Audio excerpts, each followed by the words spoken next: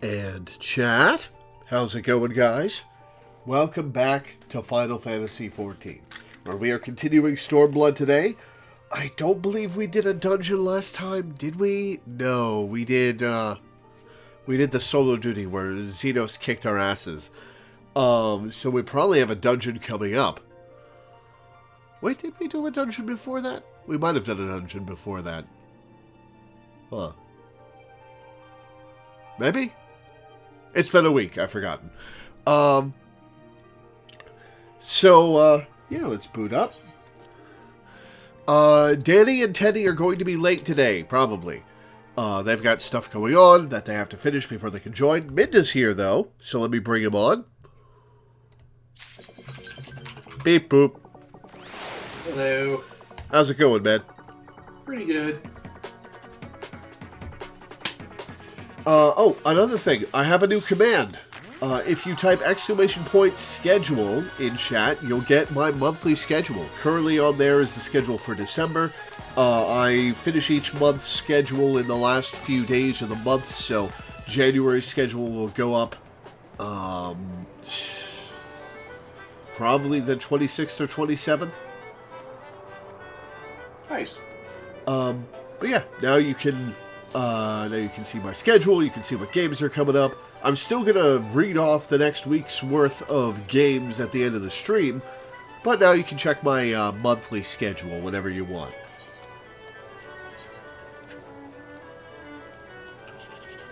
Yeah, we have not done any Stormblood dungeons yet. Yeah, I figured. We are still, we just hit the level 61 portion of the storyline.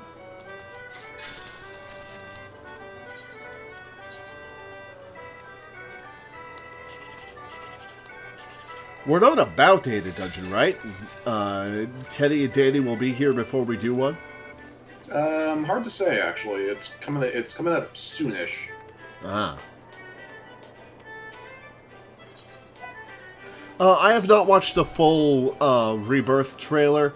I'm honestly avoiding information about the game. Now that I we're was the almost same there. way. Yeah. I'm trying to go into Final Fantasy VII Rebirth as blind as possible. Yeah, when that trailer came up during the Game Awards, I intentionally tuned out a little bit, and even then, I still caught something that confirmed a fan theory that everybody came up with after the first game.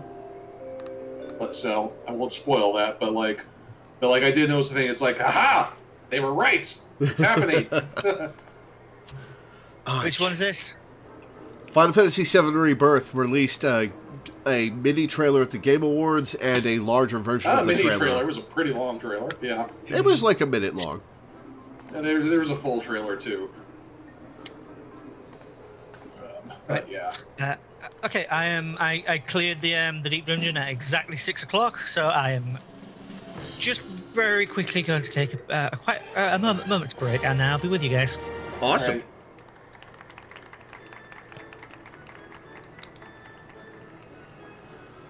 We'll see if we need you, Saint Pharaoh. We've got 3 of us right now. We'll see if Teddy makes it before we start the dungeon. Yeah, and also the next dungeon wouldn't be terrible to do with the duty support people. Well, I'll let you decide that on your own later. It is more fun together. It's a little more fun together, but this one actually does have some fun commentary from the NPCs. I've been doing the duty support dungeons as we've been approaching them to see what my recommendation would be, and this one's got some good stuff in it, some fun stuff in it. Thank you for the items, Milena. That's Milena giving you now. A couple submersible only items. Parasol and a pet. Yeah, that's cute. Parasols are nice. Alright. To Ul'dah for Golem's... Nope, that's my Black Mage quest. That's your Black Mage quest? You should do at some point. At some point, but I want to hit level 70 and do them all at once. Alright. I forget how to zoom in and out on the map. There we go. I don't think in Stormblood they do they tie abilities to job quests anymore. Oh, really? Yeah. Well, because it's always annoying reaching level 65 or whatever, and not being able to get your new ability because you haven't unlocked the area with the new quest yet, or whatever the case may be. I forgot how to zoom out on the map, not in general, Count Bob. There's probably a tooltip on the map itself. I got it. It's R1. Okay. There you All right, we're off to Doma. go. Where men go as one, there is life. And where there is life, there is cause to hope. Our grandfather believed that, and so do I. 1 second. Be right back.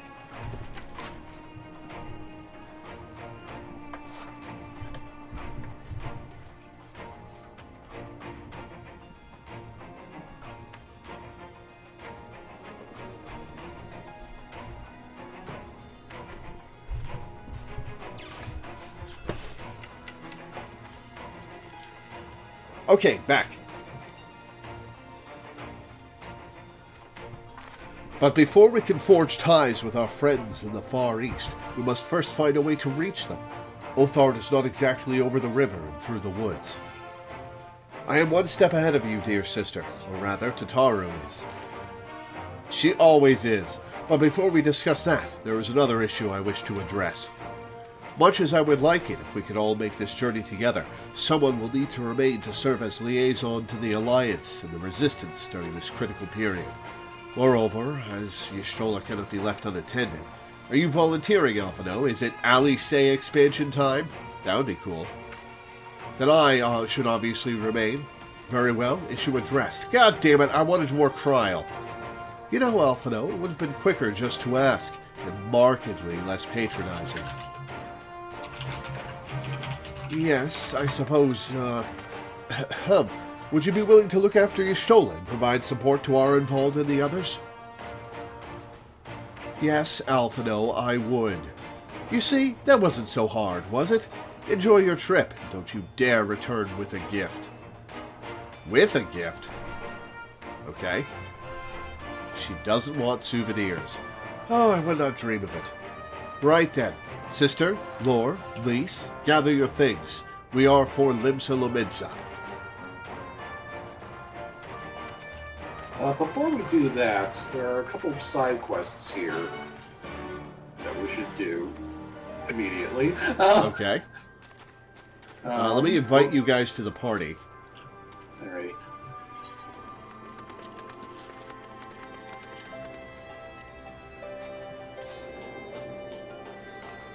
Serpent Marshal Brookstone is who you're leading me to? Yeah. The Hidden Truth? Yeah. It's a Ether Current quest. And also, this is... I mentioned this last stream that Stormblood, this game and starting in Stormblood especially has a lot of Ether Current quests that are worth doing the entire chain, even though you only get the Ether Current after the first one. This is one of those quests. Nice. Loreweaver of the Immortal Flames. A moment, if you would. The Alliance has seen fit to charge the Twin Adder with overseeing the occupation of Castrum Oriens for the interim. As an adventurer, I realize it is your wont to attend to matters both great and small in all corners of the realm. Though it should go without saying that you must also uphold your obligations to the Immortal Flames and the Eorzean Alliance. Must I? I've kind of slacked on that, and nobody's called me on it. Thus, I would ask for your aid in a reconnaissance mission here in the Fringes. Pray, speak with Lieutenant Molko when you are ready to receive a briefing. She will be overseeing the operation. Oh, by the way, good news. I had my doctor's appointment yesterday to follow up on the CAT scan. The surgery will be going ahead. I don't have a date for it. They're going to be calling me and scheduling that, but the end is in sight. Yay. It is not the guy. Is that the guy? Ah, there we are. I'm not helping you with this anymore. Tala Molko. You're going to learn how to read the map yourself. Huh? Do my eyes deceive me? It can't be. But it is Loreweaver, the Griffin's Bane herself.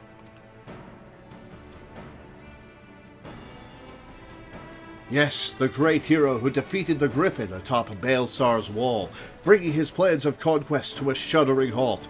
I can think of no other title that so aptly befits your prowess. A pity no one else seems to think so. But enough of that. What brings the illustrious Griffin's Bane here to Castrum Oriens? Well, a dude said you needed help, and that's kind of what I do. I'm back. Welcome back. Serpent Marshal Brookstone has requested you assist in my investigation. This is such an honor. I'll do my best not to disappoint you. I love her glasses, but the ears give me questions. Yeah, the taped to the side of her head. Encircled by hair, maybe? Maybe she's got it tied into her dew. Maybe they're just like pressed in a little bit. Glasses that have spring setups that clamp onto the side of your head. Exactly, yeah. I wear sunglasses on my main character. I stopped asking questions long ago. Goodness me, where are my manners? Tala Molko, military records officer, at your service. I cannot offer much in the way of combat, but if you should have any inquiries regarding historical matters, you need only ask. Now then, let me apprise you of our current situation. Shortly after taking control of Castrum Oriens, we discovered a number of confidential documents left behind by the Garleans, prisoner records dating back to the beginning of Alamigo's occupation. Ooh, there's probably some juicy stuff in there. As you might have guessed, a great many were conscripted and sent away to subjugate new territories. A surprisingly large number were executed, as a reminder of what would happen should any step out of line. What we weren't expecting, however, was a number of prisoners listed simply as whereabouts unknown. We thought perhaps they met some ill fortune during their imprisonment, or even escaped, but we could find no other documents to suggest what became of them. Be they living or deceased, it is now our duty to find them. Not just for our own records, mind you, but their loved ones as well. They deserve the peace of mind of knowing what happened here. Would that this were a recent incident, though. It will be no easy task ascertaining their whereabouts after 20 years, but I believe I know where we might begin our investigation.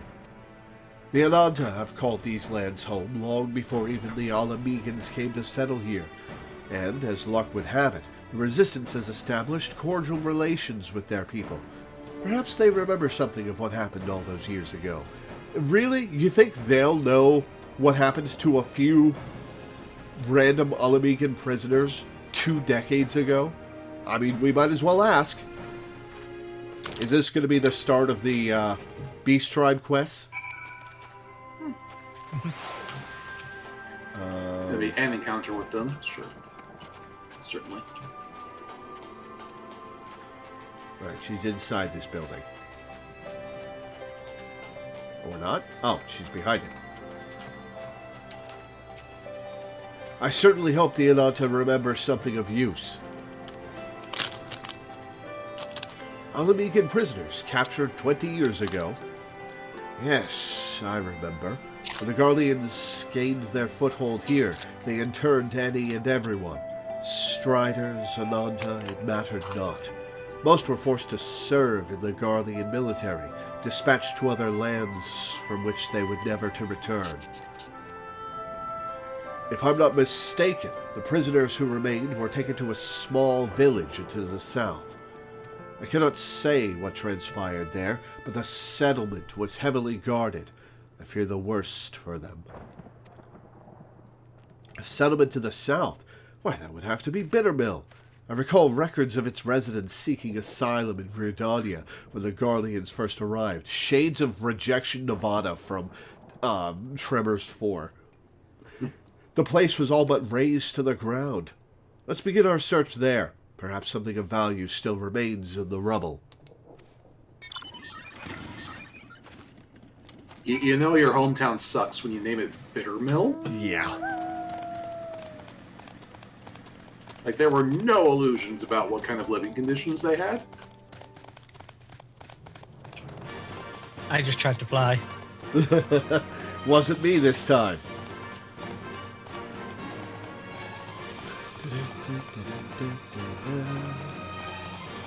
Look at all these monsters chasing you.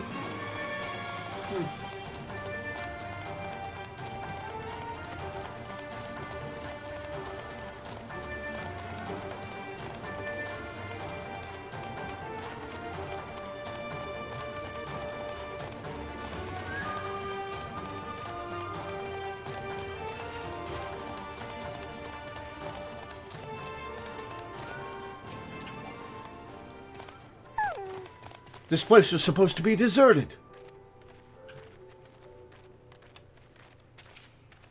What are Garleans doing here?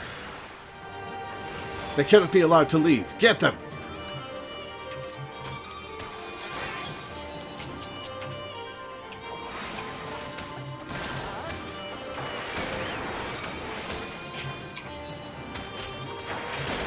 Oh, this guy's got a lot of HP. Alright, who...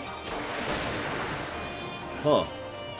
That was me hitting my finishing move with my okay. samurai. I was wondering who was dealing that much damage.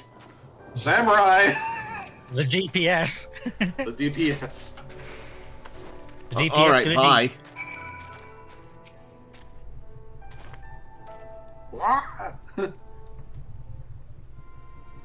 Oh, I'm Goodness, paladin that's right smart. now. Okay. Are you responsible for that destroyed mech over there? Perhaps I should have devoted more time to combat training.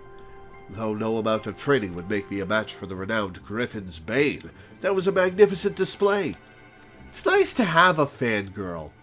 Garlean soldiers were certainly the last thing I expected to find in these abandoned and otherwise forgotten buildings. I managed to catch them unawares, but I'm quite certain this investigation would have ended poorly had you not arrived. Well, it still might end poorly, because one of them got away. Still, I find this quite curious. By all rights, the Garleans should be too busy contending with the Resistance to waste time in a place like this. Are you sure about that? The Resistance kinda got their asses beat. What were they doing here? I'm afraid our search for answers has only raised more questions. If we are to make sense of any of this, we must search this place from top to bottom, after my heart returns to my chest.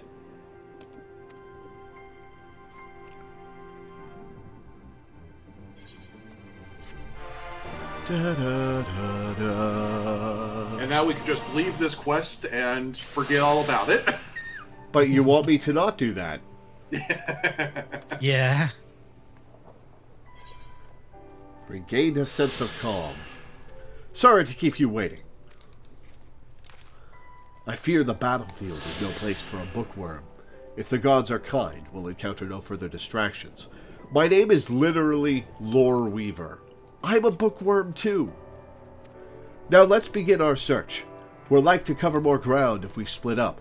Hopefully there is still some trace of the prisoners left here. Let's split up, gang!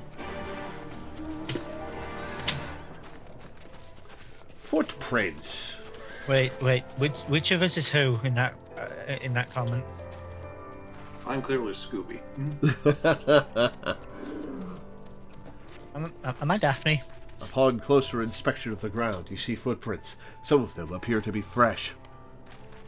Dibs on Velma, I guess.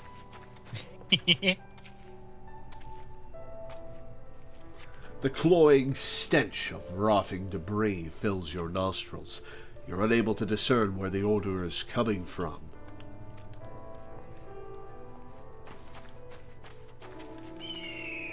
Like, I'd comment about being as goofy as Shaggy is, but given my obsession with glamour in this game,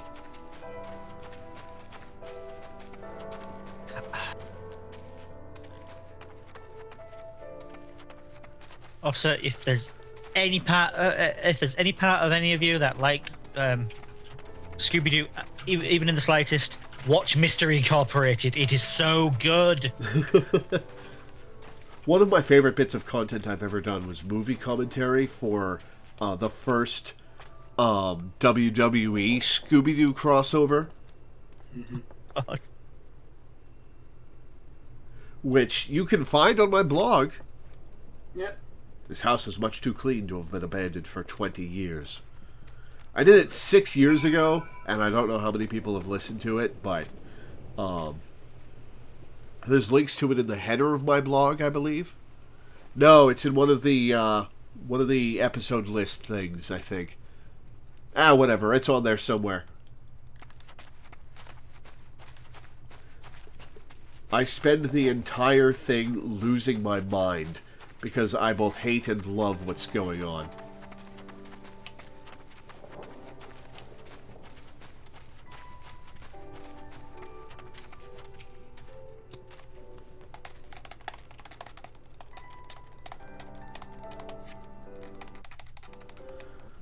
We're going to need to get you some orange dye if you're going to be you're going to be Velma. It's very easy to do a Velma cosplay. I see it like all the time on people. Because I mean, it's just a big sweater, a mini skirt, and I don't know what kind of shoes those are, but like cute little shoes. And I've seen it several times just out in the wild. Plus the glasses. Can't forget the. Can you Plus get the glasses, square which glasses? are also in the game. Yeah. Plus these very glasses that this character is wearing right now. That's true. Okay. Also, the funniest joke I've ever seen with Velma outside of Mystery Incorporated. Okay. Lore, thank goodness. I found someone while inspecting the houses. He seems unwell. Unwell? Unwell? No, definitely not. Certainly not. Yes, we're quite fine. And what of you? A little girl dressed in strange clothes. Quite strange. Quite strange. What? You have some nerve. Regardless of how I look, I'm a ranking officer of the Order of the Twin Adder. Thank you very much. Now, who are you, and what business do you have here? He lives here, probably, in the Midden Heap. Who? Yes, who? An excellent question. You are you, but who are we? Yes, we would like to know very much, very much. You don't remember? Well, is there anything you can remember? Remember. The 5th of November. Remember. Gunpowder, treason, and plot. Yes, something about this place. Something familiar, quite familiar. Lore, this is only a hunch, mind you, but I suspect he is not from this place. Yeah, no shit. Considering he's Elysian, he's likely a Gridanian escaped from the Garleans. Or, perhaps, could he be one of the missing prisoners? What, from 20 years ago? Has he been living here in this Midden Heap for 20 years? It would certainly explain the Garlean soldiers from before. We need to take him back for questioning. Excuse me, sir, but would you be willing to come back with us? At the very least, it would be more comfortable than these dilapidated houses, and we may be able to help you recover your memory. Memories. Sweet memories. Yes, we would like them very much, very much. All right, then. Let's return to Castromorians. My browbeating commander will likely wish to meet you. I suppose it can't be helped.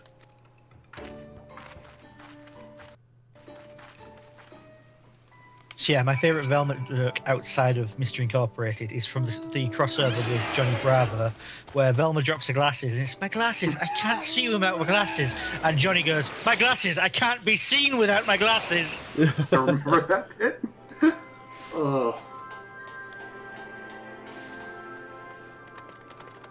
Can't be seen without my glasses.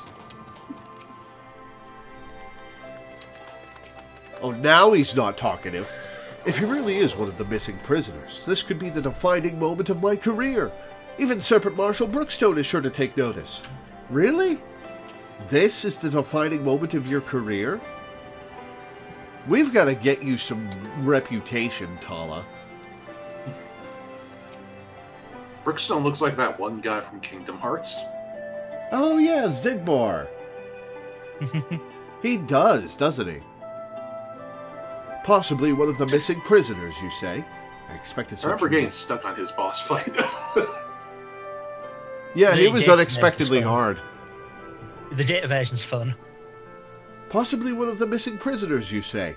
I expected such wild claims from Lieutenant Molko, but if you would corroborate her report, perhaps this warrants investigation. Hey, I ain't corroborating shit. I think it's ridiculous. Until further notice, he shall stay under the protection of the Eorzean Alliance.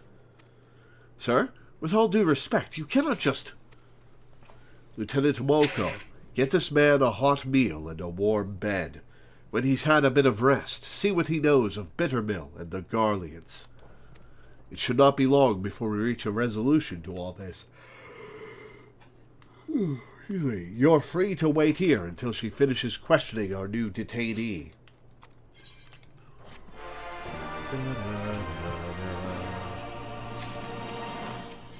Seeking answers. He's grown tired of waiting in the 15 seconds since he sent them off. I imagine Lieutenant Molko has finished questioning the detainee by now. Go and see what, if anything, she's learned.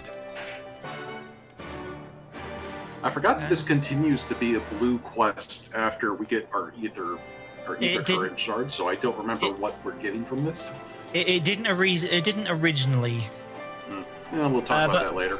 Also, while we're here, we should probably pick up what Lozkers has, because he's got another ether current. He's got another one, yeah. Yeah, let's finish this first. Yeah, we'll do them both eventually. Yeah. Oh, Lore, I've just finished with questioning. I'm out here having a smoke because I can't stand the guy anymore. Unfortunately, he can recall absolutely nothing of his past. The only thing he's certain of is that he escaped from Garlean captivity. I'm beginning to believe he really is one of the missing prisoners. But where does Bittermill fit into all of this? I fear we've reached an impasse. It's not as if we can ask the Garleans what they were doing here. I don't know. I'm audacious enough to do that. Or perhaps we can. The soldier who escaped us earlier must know something to have been prowling about the area. He has to be taken into custody. Come, Lore, we must speak with Serpent Marshal Brookstone about assembling a search party. No stone can be left unturned. I appreciate the enthusiasm, Tala, but he's long gone. I really need to make sure that I stand between you two. It's more grammatically aligned. That soldier is the key to finding the missing prisoners. I just know it. You wish to capture the soldier you encountered at Bittermill? Well, you should know I've already dispatched a reconnaissance team. After reading Lieutenant Molko's report, I thought it prudent he be apprehended immediately. However, therein lies the rub. We lack the manpower to sufficiently survey the area.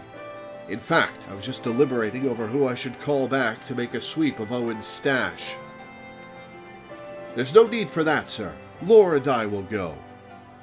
Getting volunteered for stuff. I mean, I was going to do it anyway, but I don't appreciate being volunteered for it, Tala. I realize I'm not the ideal scout to assist in this, but we have to find them.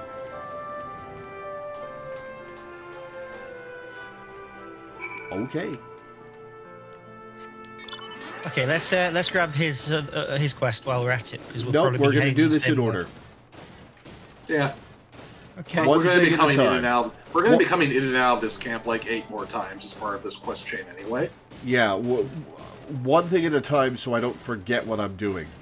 Having the quest marker there to remind me to pick it up is going to be much better than grabbing it and forgetting about it after 8 quests. Mm-hmm. One thing at a time, so I don't forget what I'm doing. That's a scathing self-review. Listen, I forget what I'm doing in the middle of doing it sometimes. Go away, Treebeard.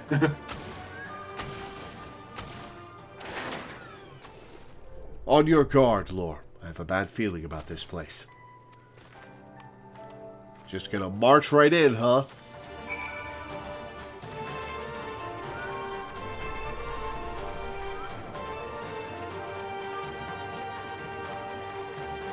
Wounded Imperial, probably wounded by that giant ent that just walked out of here. Okay, I was like, I'm being tapped in, and I'm like, okay, every time I talk to her, I'm getting interrupted, so I'll just stun him, talk to her, and leg it. We found him, Lord. We really found him. What are you... These wounds. If he's not treated soon, he won't be telling anyone anything. He's like to bleed out if left unattended. Go and tell Serpent Marshal Brookstone we found him, and he needs medical assistance before he can be moved. Back and forth across the zone. Yeah, Samurai was my favorite melee job before Reaper came out. And a big part of it is just, oh, this guy has a lot of HP. Samurai does one move. Oh, never mind. My men have searched high and low, yet there is no sign of this runaway soldier. Well, good news. You found him at Owen's stash. Say no more. Wasn't that where your men were supposed to be searching anyway? It was a big cave. How did you not find it? Attention, this is Brookstone speaking. The subject has been found at Owen's stash. I repeat, the subject has been found at Owen's stash. He is severely wounded and in need of medical attention. Excellent work. Perhaps now we can finally get to the bottom of all this Bittermill business. The honest truth. By all rights, my men should be back by now. Go and see if you can find Lieutenant Molko. I want to know what those Garlean dogs were up to. Alright, Molko.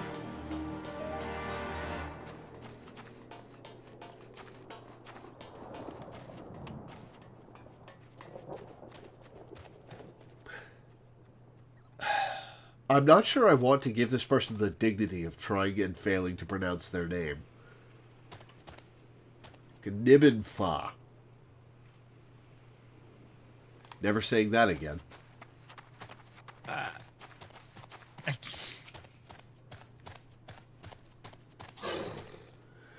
Lore, I'm happy to report we managed to bring him back safely, and not a minute too soon.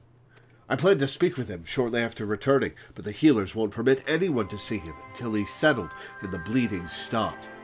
I imagine we won't have to wait very long. Yep, healing magic is like that.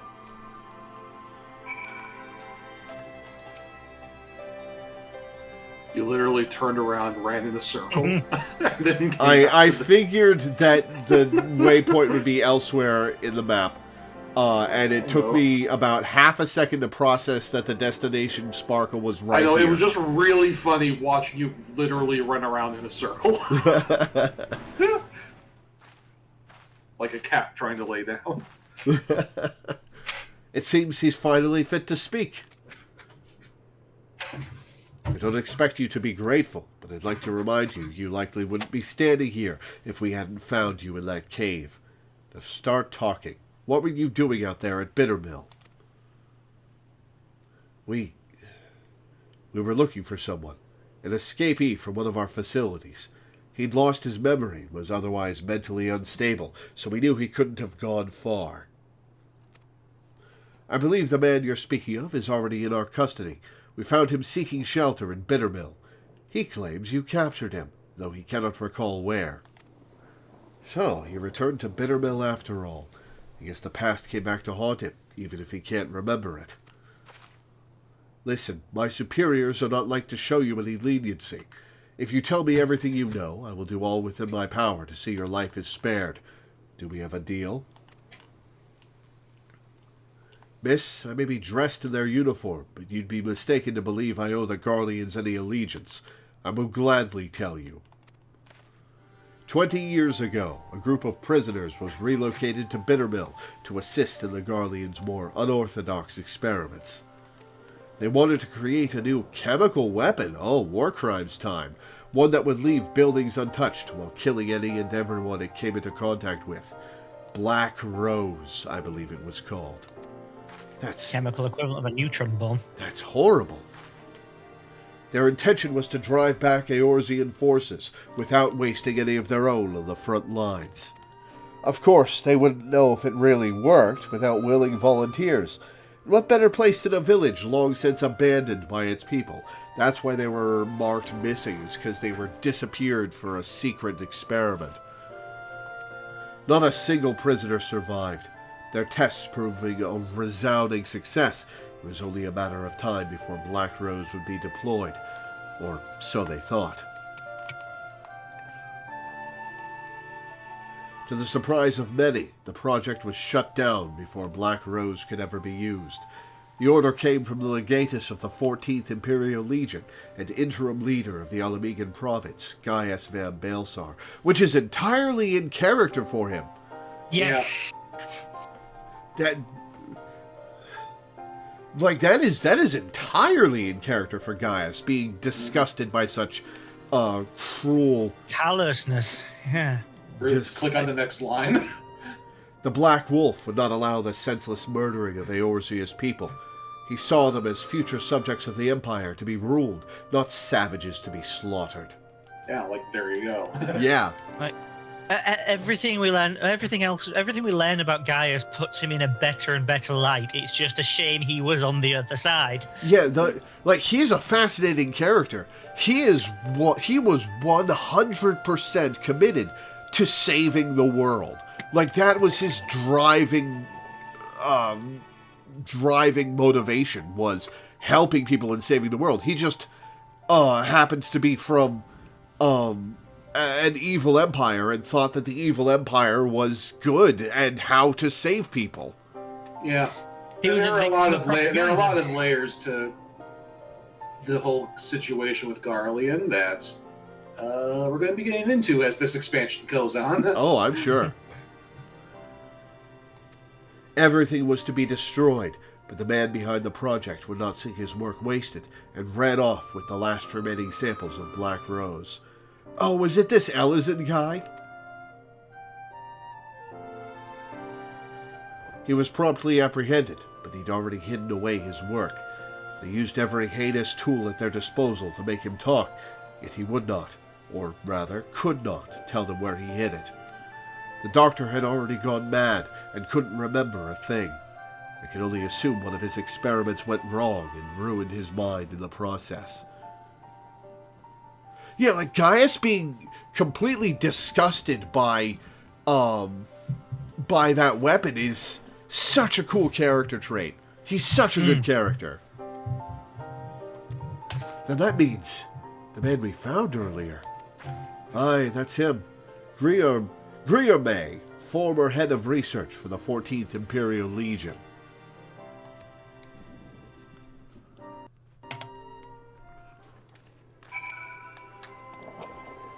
My orders were to recapture Griorme and destroy whatever evidence remained of his work in Bittermill. We failed to find anything, but it's there. You can't kill that many people and leave nothing behind. I can't believe that incoherent mess of a man was a scientist in service to the Garleans. I think we've heard enough. Thank you for your cooperation.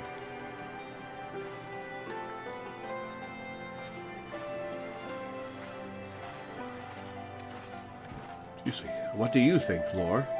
A part of me wants to believe it isn't true, but I see no reason why he would lie to us. There has to be some way to substantiate his story. If the entirety of Bittermill was used for their experiments, it would be no easy feat to do away with the evidence of such a massive operation. No, there would have to be some lingering traces of their work, and if they couldn't dispose of it, their only option would be to bury it. Lore, we have to go back to Bittermill to dig up a chemical weapon that will probably kill us. Oh, it's that decay with Smell. that weird smell, yeah. Yeah. Foreshadowing. Also, this whole thing with Gaius and the WMD just reminded me, like, there's like an interesting little morality spectrum that you encounter with Garleans as we start to meet more of them, where, like, you meet a high-profile Garlean, and you can kind of tell whether or not they're going to be chill once they tell you their opinion on the Meteor Project. Ah, yeah. So, like, it's like, this is this is blah blah blah von Blue. He was totally for the Meteor Project when it was happening in 1.0. It's like, okay, this guy's a genocidal maniac. Good. And then you go talk to Zuby Van Galsar, and he was against the Meteor Project back in the day. It's like, oh, okay, we can work with you. I wonder what Xenos' opinion of it is. Alright, let's split up. There has to be something here, and I'm not leaving until we find it. He probably thought of it as unnecessary and wasteful, because it left fewer worthy opponents for him to fight. Yeah, Probably, he probably just thought, this is going to be really boring. Yeah.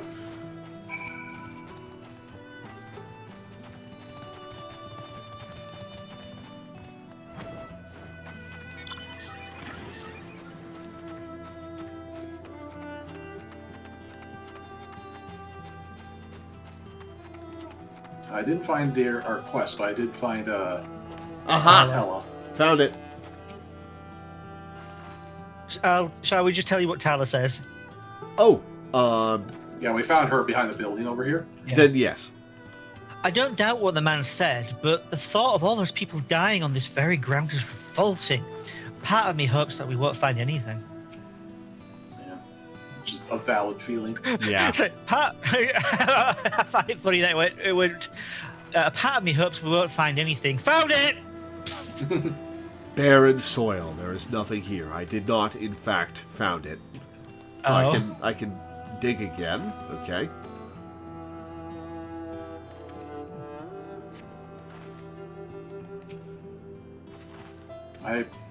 Do I have to do this a bunch of times? The interaction point isn't going away. It's just there as a red herring. Okay. And I actually did find it, so come over by me.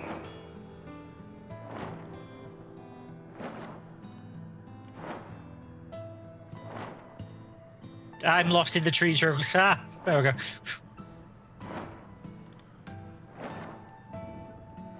Yeah, with some quests like this where you actually have to search for something, the points don't necessarily go away after you search a place. It's like, is it here? Nope, and then the place just stays on the map. Well, so that's... that you have the chance to get lost and double back on it. I don't like that. Your digging reveals a small metal container, though you probably shouldn't touch it. Lieutenant Molko will want to know what you found. So, rebury it, so that nobody can happen across it. Mm-hmm. Might be better to find an alchemist who can neutralize it so it can't be dug back up again.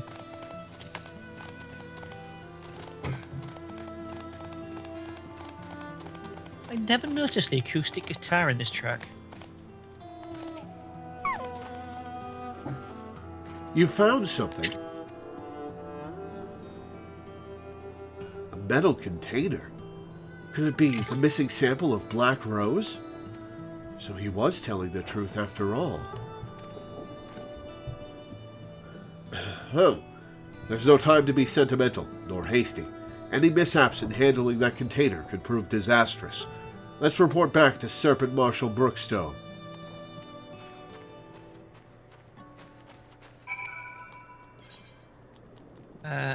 By the way, Milena, I do have one, but thank you for the offer.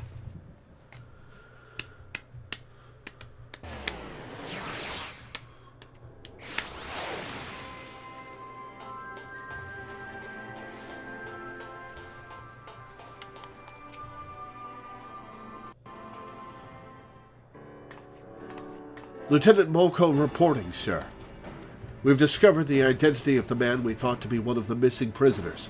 He is Griome, former chief of research for the 14th Imperial Legion, who oversaw the manufacturing of a chemical weapon known as Black Rose. After a thorough survey of Bittermill, we've discovered what we believe to be a sample of this weapon. We'd like to request assistance in retrieving it. Attention, this is Brookstone. A container we believe to contain a Garlean chemical weapon has been discovered at Bittermill. I need you to get out there and retrieve it immediately. Your mustache isn't doing you any favors, Brookstone. As for the missing prisoners, they were used as test subjects for Black Rose. There were no survivors. Sir, I don't believe we should allow the risk of such a weapon falling into the wrong hands. I agree, Lieutenant. After the weapon has been safely moved to a secure location, rest assured we will see to its disposal. As for Griorme, his fate resides with the Council.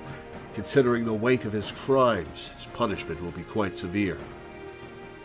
I almost pity the man, but memories or no, his crimes cannot be excused. Lieutenant Molko, Lore, you've done well today, and I'm sure you're both quite tired. Go and rest. You've earned it. I'm not tired at all. I've just been walking back and forth across the zone. Actually, I think I'll be heading back to Gridania to write up a report. The events of Bittermill need to be recorded, and we might prevent such atrocities from happening again. Do you think the Gridanians are going to develop chemical weapons or something? I don't think the Garleans would listen to you. I wish I could accompany you a while longer, but I'm sure the Great Griffin's Bane is needed elsewhere. Thank you again for all of your help. I look forward to adding your feats of daring to our records someday. I mean, realistically, the bigger threat is that somebody on our side goes, ooh, chemical weapons. Yeah. I mean, it's kind of how the Cold War, do you want a Cold War? Because that's how you get a Cold War. Yeah.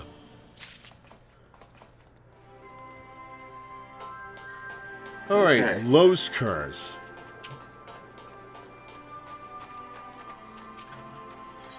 Has lost something very important. Loreweaver of the Immortal Flames. Just a woman I wanted to see. We've misplaced a number of Garlean drones taken from Balsar's wall. And by misplaced, I mean the damn thing sprang to life and stormed out of the base. They need to be dealt with before any civilians come to harm. Being familiar with Magitech as you are, I can think of no one better to assist us. If you would be willing to help, go and speak to Lieutenant... Oh god, we gotta actually talk to her. She is overseeing the initiative to terminate the drones. I love how I'm lurking perfectly at the side of your screen right now. Okay. Lieutenant Gnibler.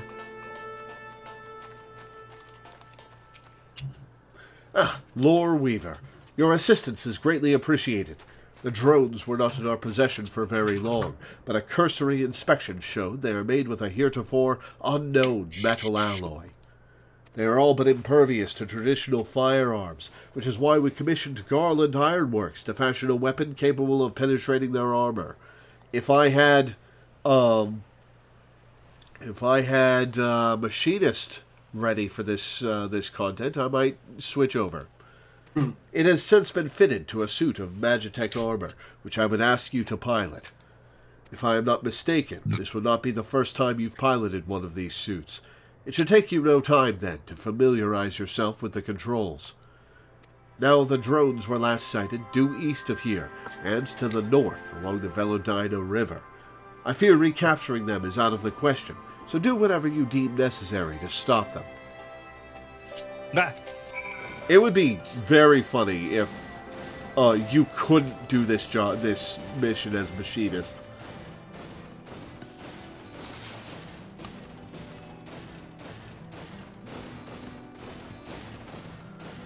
Pew. Say my name. No. Pew.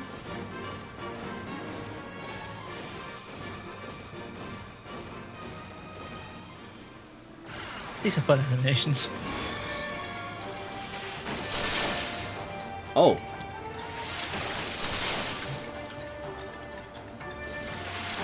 That has a lot of HP. And that's why we're doing this in a tank and not on foot.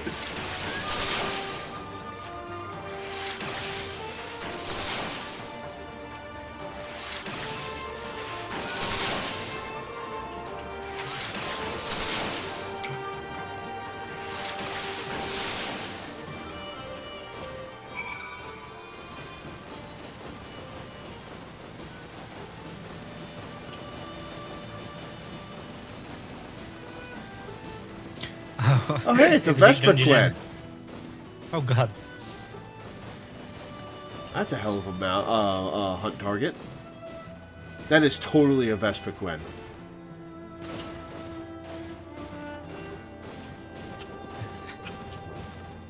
In the deep dungeon, we came up against an enemy where it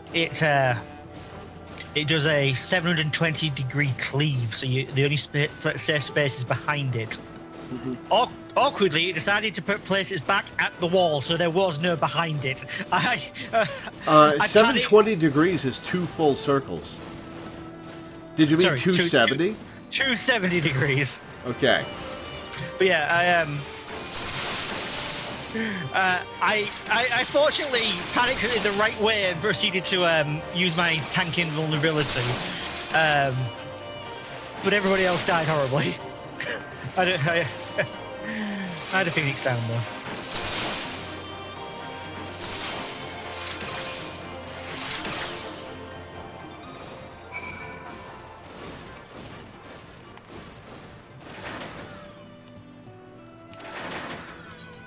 In one of my D&D games, we don't usually use voice chat. It's just all over Discord on text. But yesterday we were on voice chat just for some reason, which meant I got to hear my player say the words, "Oh, fuck off," once I revealed that, like, something I set up 6 months ago came to fruition. That must have felt good. Yes. Welcome back. I take it the drones have been disposed of then. Excellent work. We were quite fortunate for your presence. Save for Lieutenant What's-Her-Face, none of my men can even activate a suit of Magitech armor, let alone pilot one in combat. I only pray that isn't to our detriment in the future. There are still plenty more of those drones out there along Baelsar's wall. If any more of them should suddenly stir. At any rate, we will continue working with Garland Ironworks, so that should such a day come, we will be ready. Oh, only one stage to that quest then. Okay. Yeah. Not every Ether Current quest has a long quest line attached to it. But some of them do, and they're worth doing. So, back to the main story. To Lim Solomidsa! Lies, damn lies, and pirates. Ha! Oh yeah, I should Wait, what do you mean? activate our actions.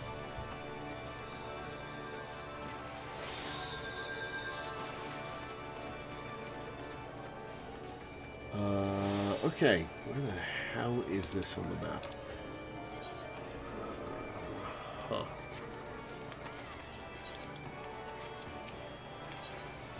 That.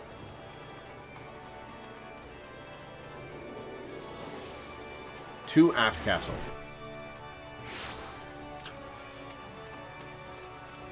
Yeah, I was like, wow. Da, da, da, da, da, da, da.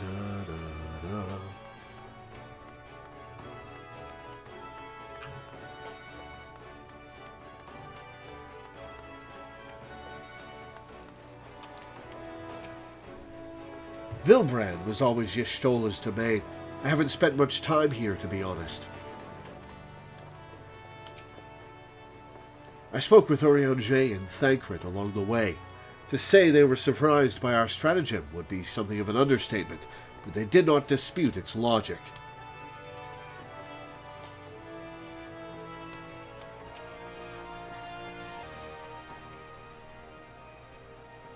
Tataru should be here any moment with our ship's captain. Please tell me we're bringing her. Please tell me we're bringing Tataru. So we're going by sea after all. Is Murovim lending us our pick of the Crimson Fleet? Not exactly. You are right, inasmuch as we will be traveling by sea. Regrettably, it is simply not feasible for an airship to travel such a distance without impossibly large fuel reserves, to say nothing of the inevitability of running afoul of the Empire's aerial defenses.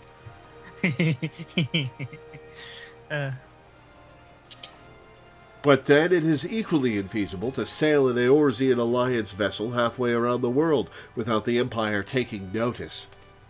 Which leaves us with only one other option. Ah, speak of the devil. It's Mistbeard. Sorry to keep you waiting. May I present to you Captain Carvillane of the Kraken's Arms. That is a ridiculous weapon. That... What? I mean, I'm here with a Moogle axe. It's just impractical. Look at that thing. The Kraken's Arms. Don't tell me you made a deal with pirates. They're all pirates here, Alice. Greetings and salutations, scions. I take it from your comrade's tone that you no longer wish to proceed with our proposed arrangement? Not at all, Captain. Pray, forgive my sister her outburst. She has ever been one to speak her mind. I, on the other hand, am the very soul of discretion, as many well-respected personages will attest, from the offices of the Admiral to the high houses of Ishgard. So don't betray us, or you'll have a lot of people coming down on your heads, is what he's saying.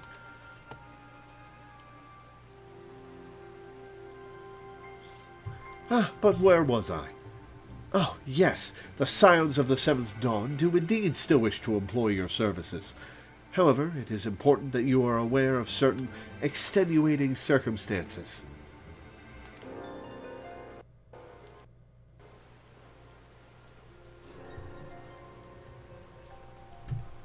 And intent on securing passage to the Far East, you came to us, knowing us to be the proud purveyors of said region's finest spices, which you steal from gods-fearing merchants out on the high seas.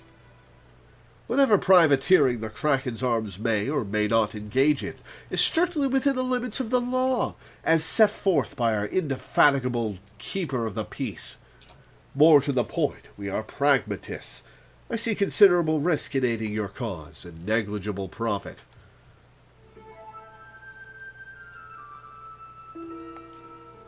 Well, I, for one, think the captain has a point. The five seas can be extremely treacherous, and many a poor, unfortunate soul has come to grief out there on the waves. Why, when we were at Ishgard, I heard the tragical tale of how the heir to House Durandare vanished at sea. Even now, nearly 20 years later, the poor count remains convinced that his son still lives, and would pay a sultan's ransom for news of his whereabouts.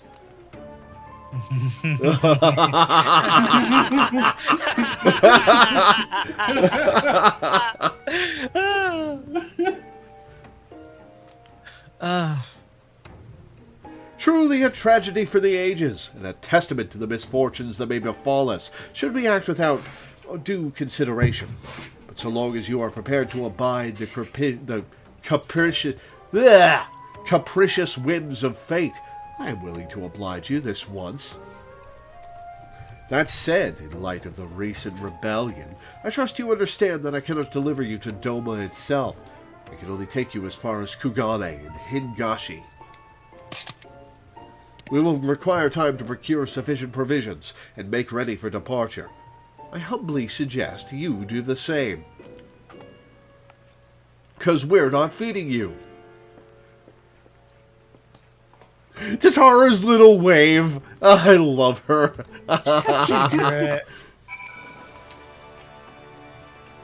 The poor little boy had only seen 14 summers when he left Ishgard. Can you imagine what it must have felt like to finally be free to explore the world, unbeholden to all the stuffy traditions of the Holy See? Such a shame that he never returned home. Without him, the Count de Durandare must look elsewhere for a successor. The good Lord Jonaquinar is one step closer to being the next in line. Oh. I forgot that name drop happened. He's part of the Astrologian quest line. We don't want him being next in line. I'm not sure what just happened. I could have sworn he was about to turn us away, but then he changed his mind. Well, Tataru said that she knew his secret and she was going to spill, so... Yeah, at least did not pick up on the subtext. Yeah. Went right over her head. It's easy to forget that Lise is actually pretty dumb. Yeah. Blackmail, is it? This is a dangerous game the two of them are playing. What guarantee do we have that Carvillane won't just throw us overboard?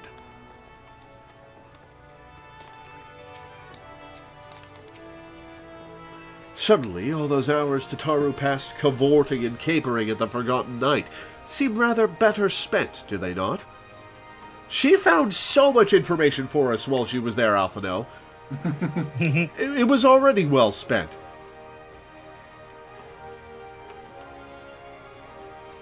That said, I had intended to press the point more obliquely. There was something disconcerting about the pleasure Tataru took in making Captain Kavayane squirm. I love her. She's great. And also, like, in hindsight, Alphino was trying to get to the same point. He was just being way more subtle about it. Yeah, there's more like, subtle, we less have friends effective. in Ishgard. You know Ishgard, right? You've been to Ishgard once or twice, haven't you? Mm-hmm. it's been a meme for a long time that Tataru's the secret final boss. Da, da, da, da.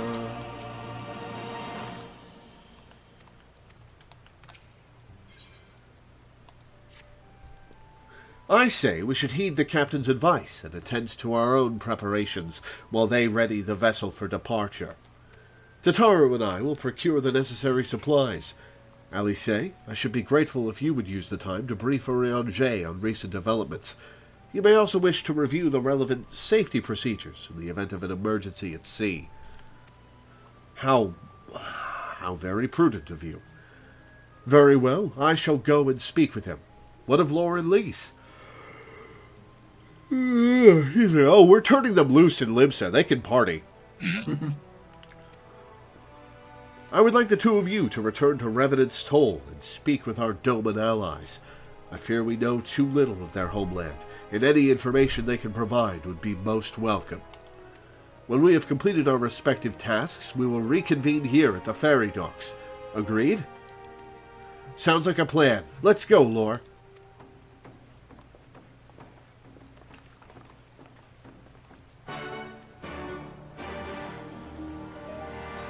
So, obviously the Scions were never fooled by Lisa's disguise. Mm-hmm. But I have to wonder if some of the newer Scions who never knew Ida looked at her, looked at the Charlian PhD on her neck, and thought, when did this lady get brain damaged? Yeah. Oh. Yeah. Like, I also really wonder what Lisa's relationship with Breatha was, because, like, if you remember back to when Breatha died, it hit Lise, or it hurt quote-unquote Yida especially hard. And, like, did Breatha know Lise as Lise? Did, and, like, I don't know. It's like kind of a weird open question that I wonder about sometimes. Yeah.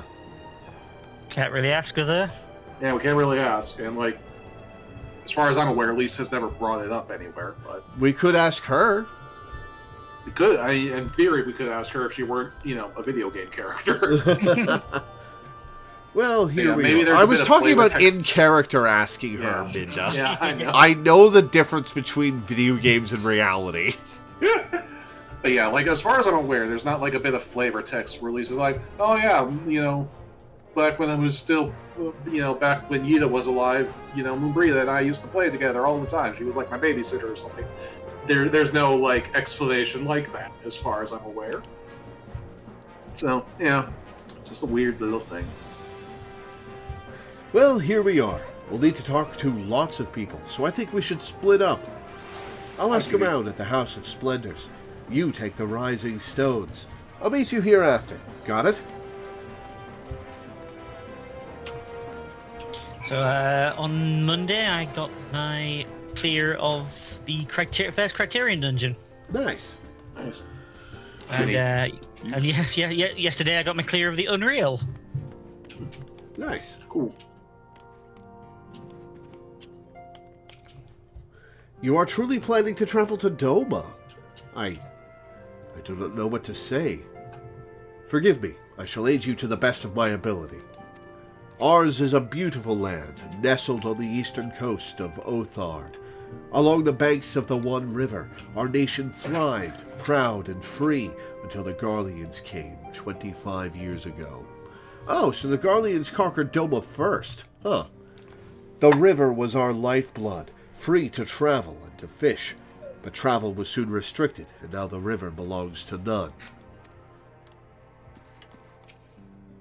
If Doma knows peace in our time, I should like to see it with my own eyes. Perhaps partake of these hot springs Home tells me of as well. Must be nice in your old man bones when you're 35. Tataru's entrusted me with the remainder of her responsibilities in her absence. Should you require aught, pray do not hesitate to ask.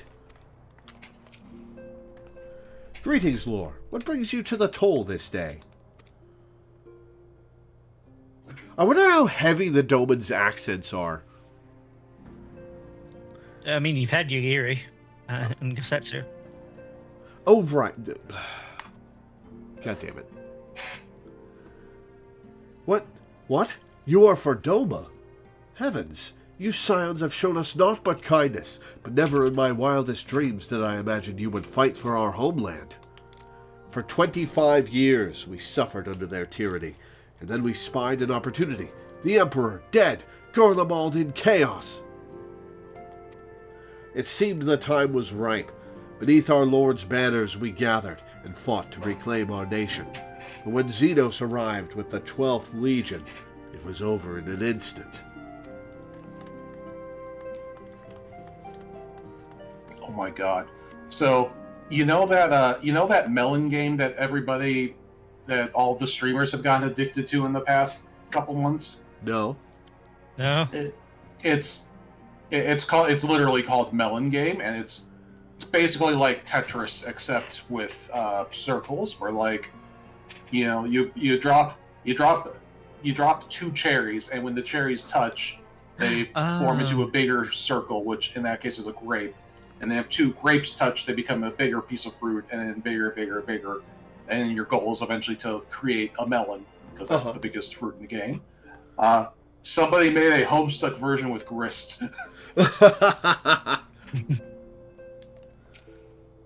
Naught would bring me greater joy than to join you on your journey. However, Lady Yugiri made it clear that we were to remain here and safeguard the community we have built. Huh? What is it, my friend? You look as though you have something to ask. That you go to join Yugiri and Gosetsu in the fight fills me with such joy. Forgive my exuberance. I didn't deliver that line anywhere near the way it was spoken. You require information, yes? We of the Nage clan have served Doma faithfully for generations. My ancestors held positions within Doma Castle even. Now it is home to the Imperial Viceroy's witch and her host of men and Magitek. To think that what was once the shining symbol of our heritage and the seat of dear Lord Cayenne has become a den for Garlean dogs. Speak with Lise in Revenant's Toll.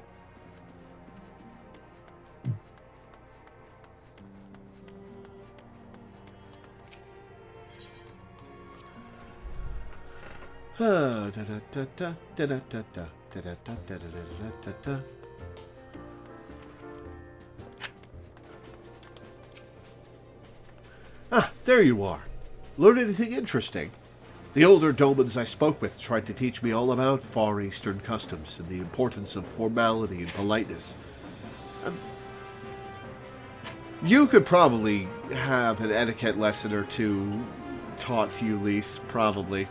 I'd like to think Eorzeans can be just as stiff and stuffy as anyone, especially Ashgardians. But anyway, did you know they eat with sticks? It wasn't all that hard, actually, or at least that's what I thought until they told me I was holding them wrong. And then when I spoke with the younger Domans, they just rolled their eyes and told me it was all a load of stupid old... Huh? I bet she was stabbing the food with the sticks. Hey, at least she can get it to her mouth. I can't eat with chopsticks. I've never tried. Wow, what you learned sounds a lot more useful. Unless someone invites us for dinner, of course. I hope they do. Me too. Oh, I have to go get some fried rice after the stream today. It's warmer than yesterday night, at least.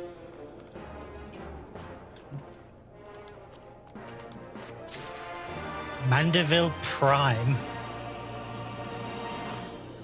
Oh no. Oh no. It's Godbert's dad.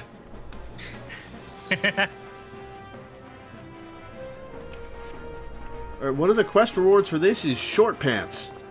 Right. No point waiting around here, is there? We should head back to Limsa Lominsa. Alphino said to meet at the ferry docks, I think? Yes, Lise. That's where he told us to meet him. Wouldn't short pants just be called shorts? Well, short pants implies that they're super tight. Fair enough. I actually kind of like how they look. They've got anklets. Oh yeah, I noticed that. Shackles. Alright, to the ferry docks. And I am poking this lion. Cat Daddy Thick Piece has been poked.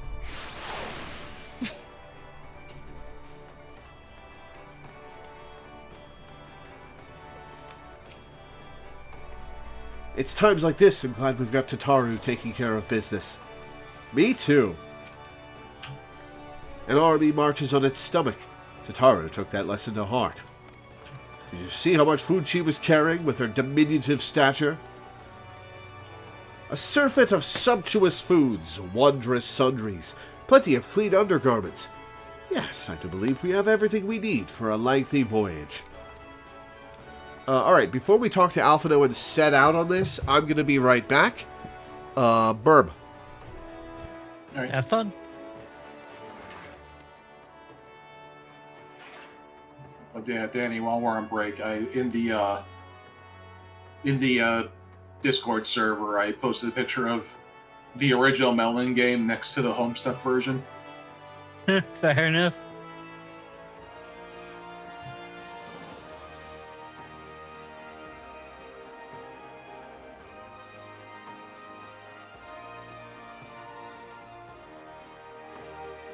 I'm gonna get a drink as well. I'm gonna have to tragically move a cat to do it.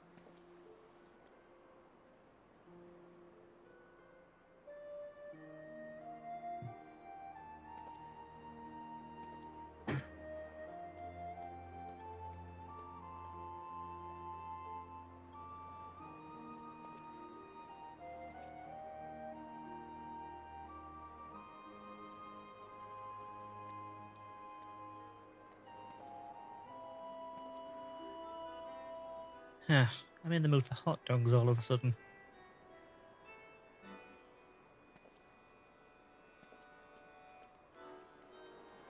Hmm? I said I'm in the middle of. I'm in the mood for hot dogs all of a sudden. Hmm.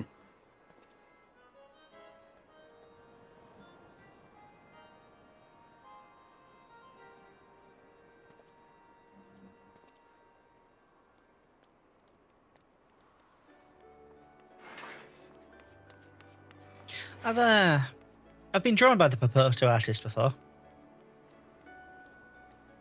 Yeah, apparently they stream at the same time we do, so you Yeah. see them advertising all the damn time whenever we happen to go into a major city.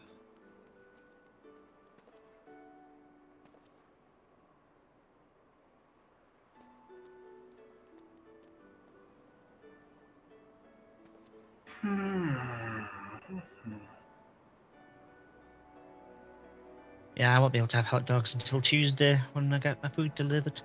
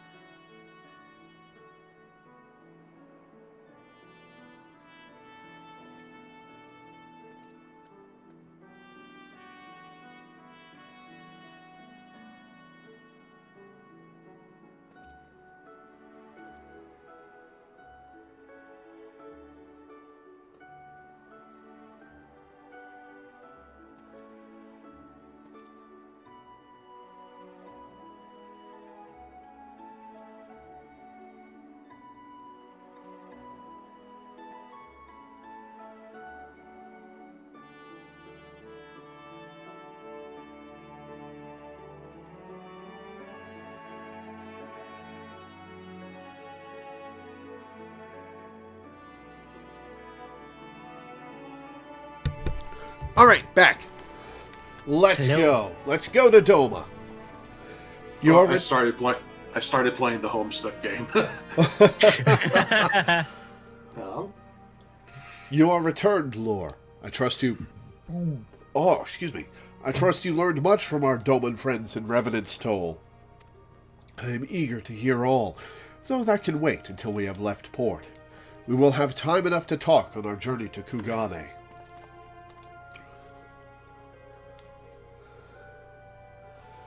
Our spice trading friends have completed their preparations.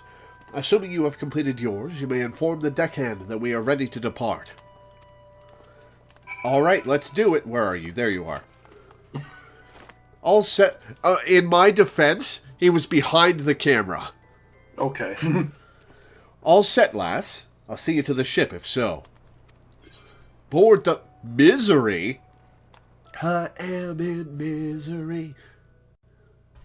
I just thought Stephen King. Reese's Puffs, Reese's Puffs.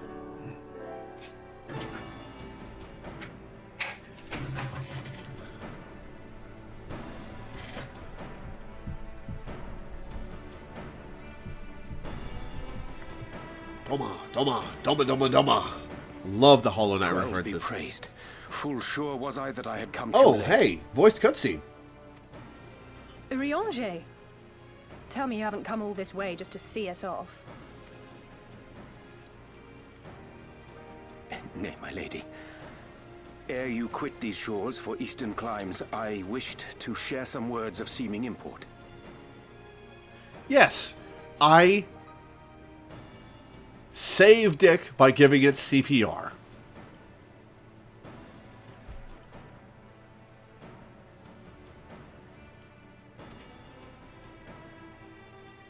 Look ye where the sun doth rise. See crimson embers, darkening skies. Look ye where the sun doth fall. See azure lost amidst the squall. Alright, so prophecy or cryptic hint.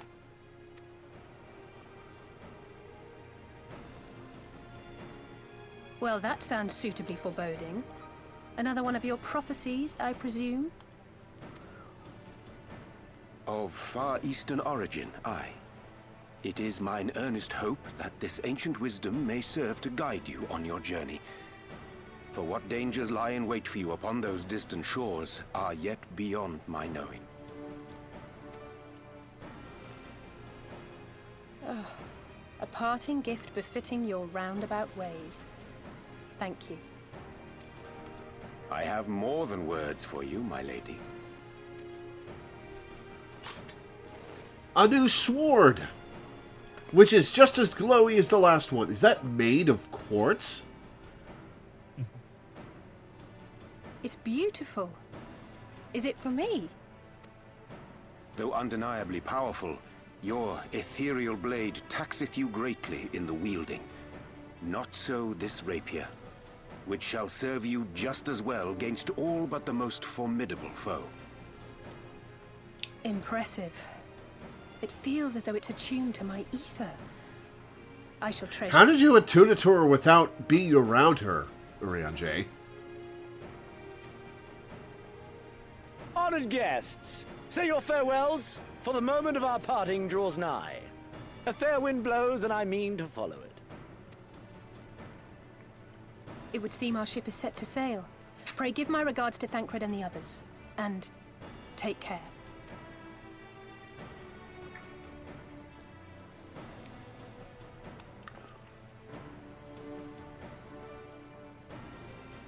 I realize that's a general Ellison emote, but it really does fit Urian J. Mm-hmm.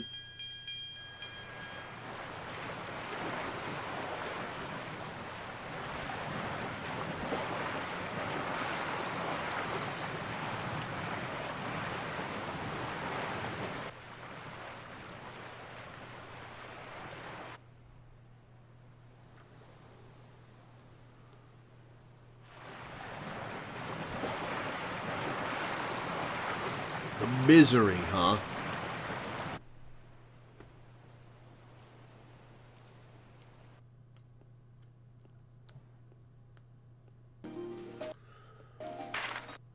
Hey, the prelude.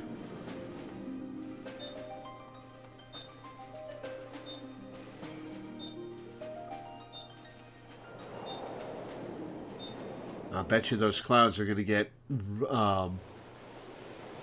blown away every expansion we go through.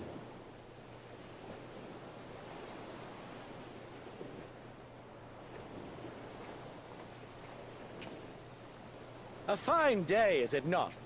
Fair winds and following seas. The Misery is enjoying herself. Nevertheless, it would not do for you to spend the entirety of our voyage above deck. Let me show you to your quarters.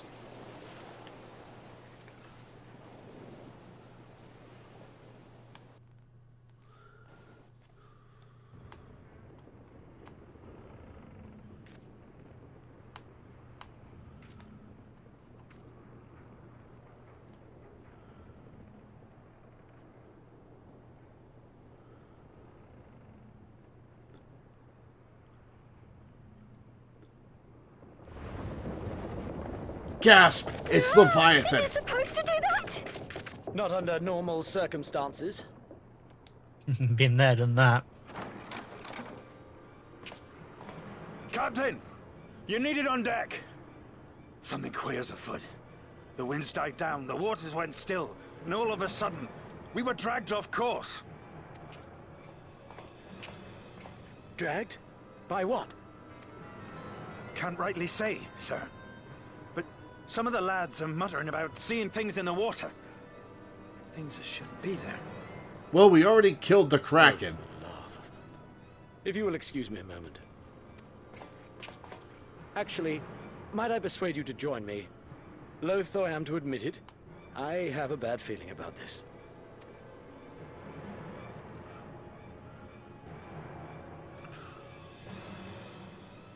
Alright, what are we fighting?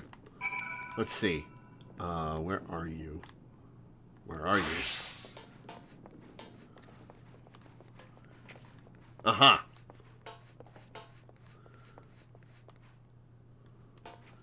So is it always foggy weather here? Or are we just unlucky as usual? This is like a special zone of plot. Yeah. So yes, it is always this way. Yeah, there's a special weather in play right now called wind.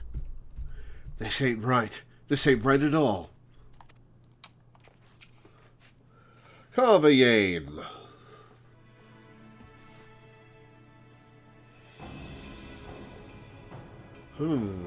Odd. Most odd.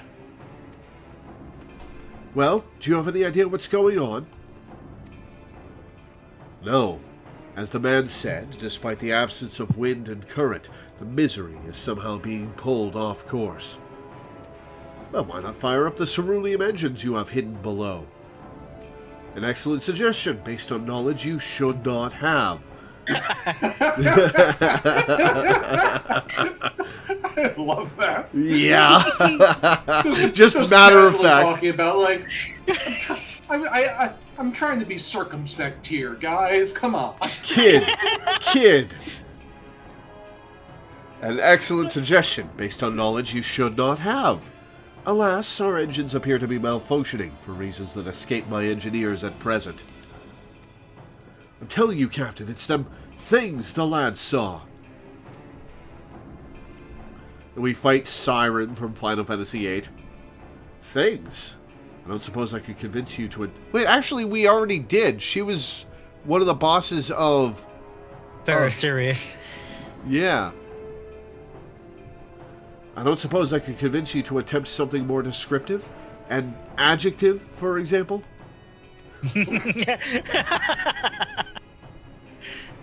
Seawolf superstitions and fairy tales, not more.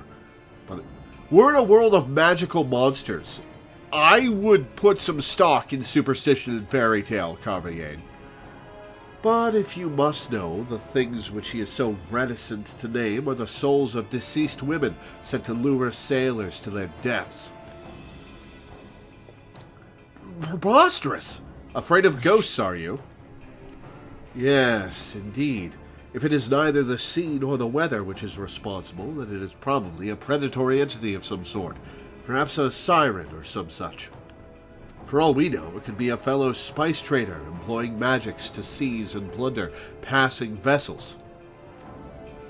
Regardless, we have but one recourse, to let the current take us where it will and deal with whatever we find there. We all nod, and Kugane's just like, no, what the fuck? What a thoroughly pragmatic suggestion. Oh, I am beginning to like you, girl. Once we arrive at our destination, my crew shall remain with the ship to defend it while we venture forth to deal with the cause of our troubles.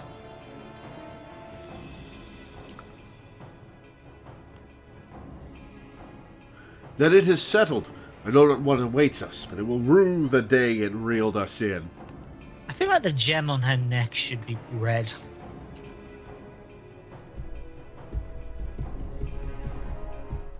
The Sirensong Sea, now accessible. Yes. Here's the dungeon. I keep calling it the Sirensong song somehow.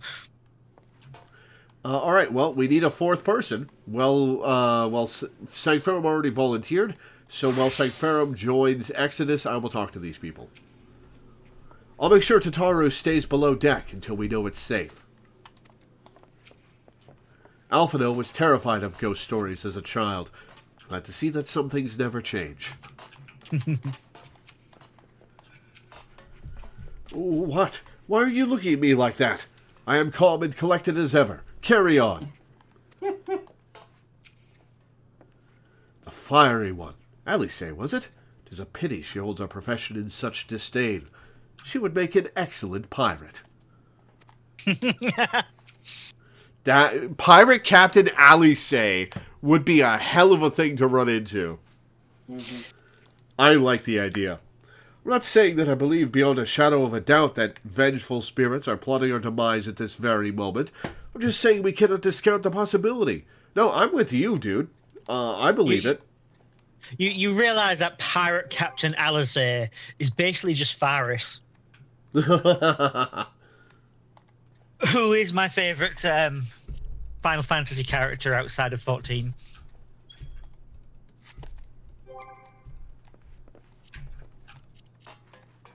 Yeah, Alize has a proper red mage weapon now, which means she actually does red mage animations and stuff when she's in duties instead of the weird pseudo-paladin stuff she was doing before. Nice. Yeah. And this dungeon would be the first time she shows it off if you went into a dungeon with her. Just a heads up, if you have Alizé as a member of your party in trust or duty support, you will never get to use a limit break. Oh, she automatically steals it? Yeah, that's her. That's one of her character quirks. Like we've talked about how all of the Scions have little AI quirks, and Alice says is that she always does LB as soon as it's available. Like each level of it, as soon as she hits level 1 limit break, she fires it off. In the final boss, she will wait for level 2, but she will gank the limit break every single time, even if she is stood in an AoE. I have on many occasions heard her yell, "There'll be nothing left but a smoking crater." There's a big flash, and she is just a corpse. Snake Ferrum is in. Snake Ferrum is in. Also, I would recommend avoiding putting Alizé and Alphinaud in the same party together, because Alphinaud is programmed to be extra protective of Alizé. He will use extra resources to make sure she's hurt, to make sure she's not hurt. To make sure she's hurt, huh?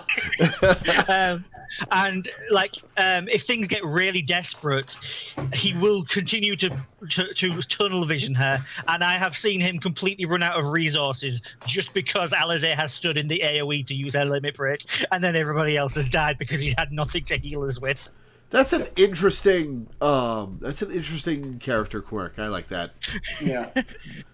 Raphael is volunteering to tank or DPS. Okay, I can heal. Alright, what do I want to heal with? Alright, mid is healing, so Raphael, could you tank? I'm tanking. Oh, no, sorry, not tanking, DPS, sorry. It's like Danny's tanking. What are you talking about? I'm distracted today.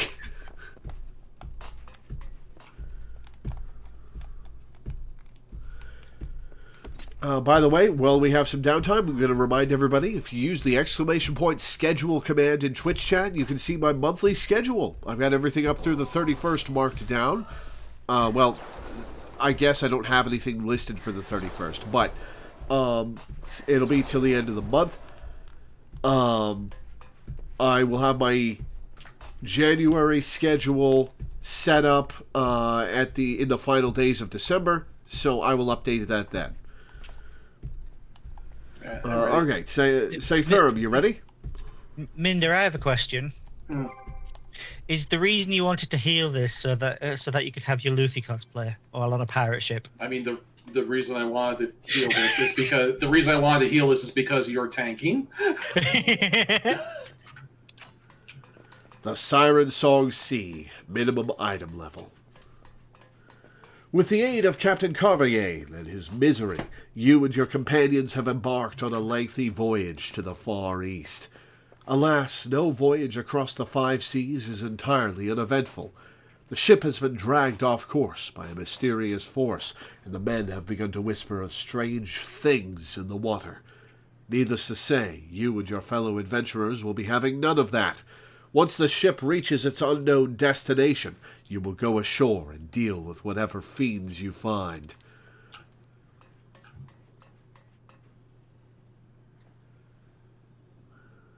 Time for the first Stormblood dungeon, which means that for the last boss, we're getting our first instance of the Stormblood boss theme. Ooh. Yeah, Yep. it's a fun one.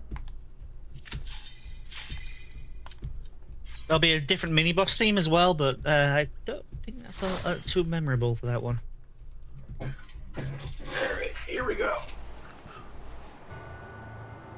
Question marks. The Sirensong Sea. What is that light in the distance? What is that light in the distance? Oh, hey, it's Flumps. What? Flumps, they're a D&D monster. Oh.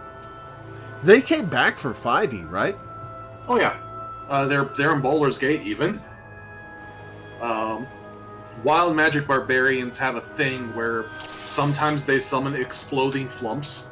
And that is true both in actual game and also in Baldur's Gate if you are a wild magic barbarian. I gave Karlach that subclass and it's hilarious.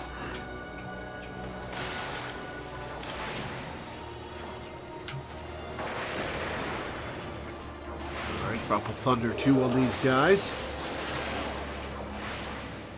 Ooh, I look so cool.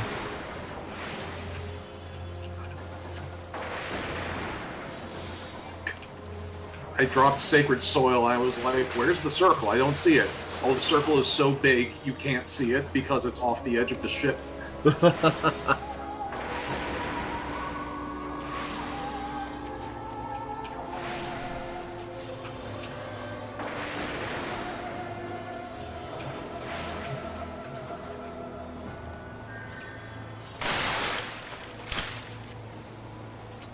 So there's a slight change to how this opens up now, but because with Trust you have a party of you have a party of Alizé, Lise, and Alphina, assuming a tank. If not, one of them gets replaced by a generic pirate.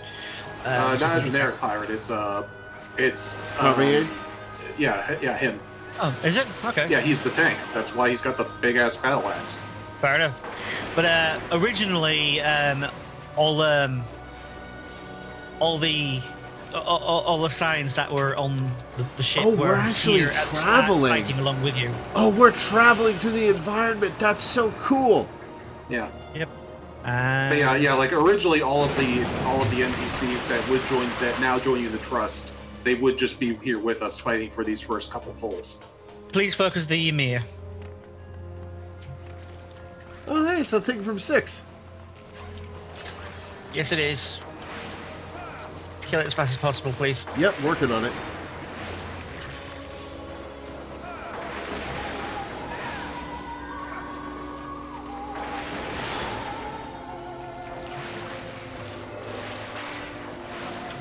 I'll move forwards a bit once it dies, so it's not on my screen anymore. Yeah, there you go. And it's down.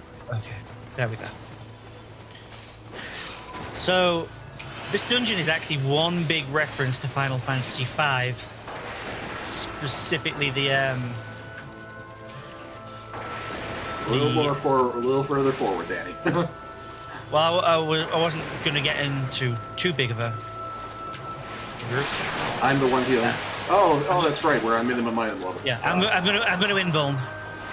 No, you're. So- I got you. You're fine. Okay. I just right up. But We are on minimum item level, right? Yeah. yeah, I have been taking quite a bit of damage.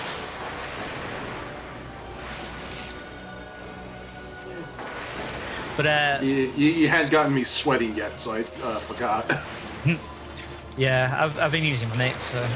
But yeah, this is based on one of the early dungeons, the ship graveyard, and the Calibos here is actually based on the second boss of Final Fantasy V, Oh, cool. also named Calibos and looking just like it. Yeah, I'm very much a. Oh, what the hell is that? Cool. I'm very much a. The only hit point that matters is your last one kind of healer. So. Oh yeah, I understand that. That thing is sick. Yeah, it is. Yep. It's got two faces. It's a gunman. Yeah.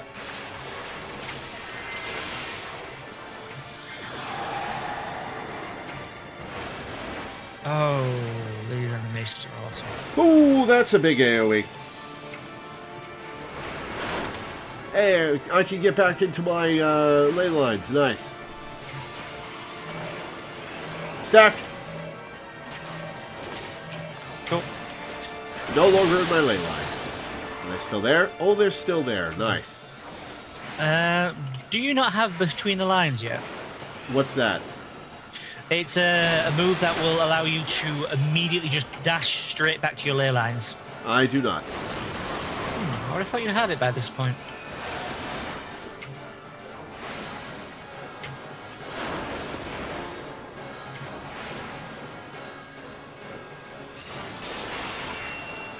Bob makes a point, you should zoom out.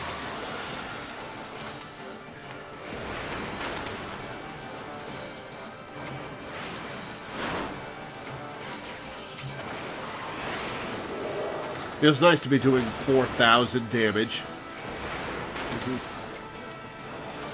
Good. AoE or stack. Well, no wonder you can never see AoEs. You're looking upwards half the time because of your zoom. Also, I didn't see the stack because I was on the exact opposite side of the boss. So Yeah, that's... I saw that. That was just some bad luck. So I feel the need to defend myself in that specific instance. That was not me being bad. Yeah. See, his attack, by the way, is called Sea Swallows All. You know, the Maelstrom's catchphrase. Ha! Got it with the Ice 3. Alright, what's Level this up. loot? Conjurer gear. I will pass. Okay, that's what the glow was.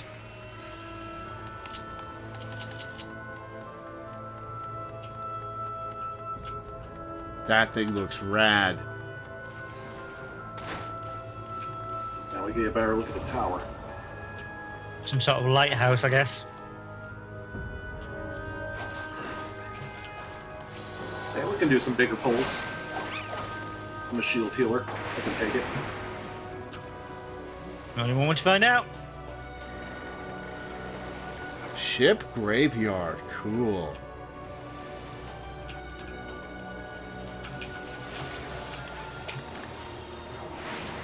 Drop a Thunder As I 2. As I said, I'm a big fan of the Final Fantasy V reference.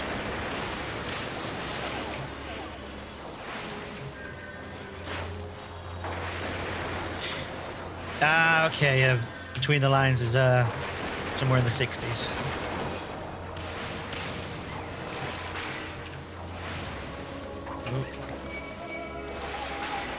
Oh, no, there goes the tank.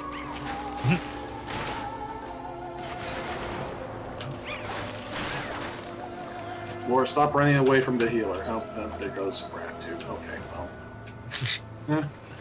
I'm leaving you to your fate. I'm standing by the tank. Off he goes. Nope. Over the hill and far away.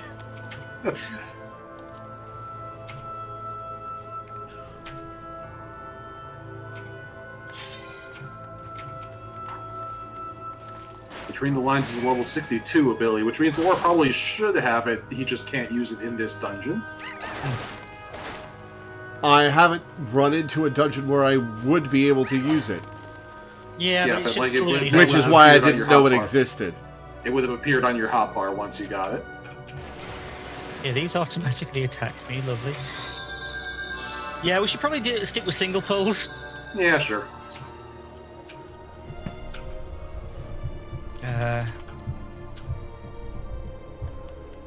I'm going to involve this one.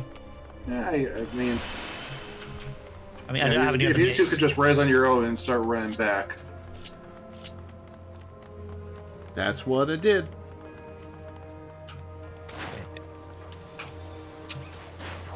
Get in rolling now.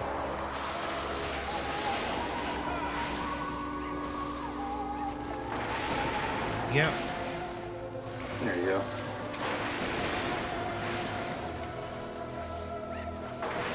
I look forward to when I get to level 70. It'll be nice to have my short cooldown. Yeah. I feel like if you had Blackest Night, this wouldn't be an issue. We could totally do multiples. Yeah. That said, of the tanks, the Dark Knight is the squishiest. Mm-hmm.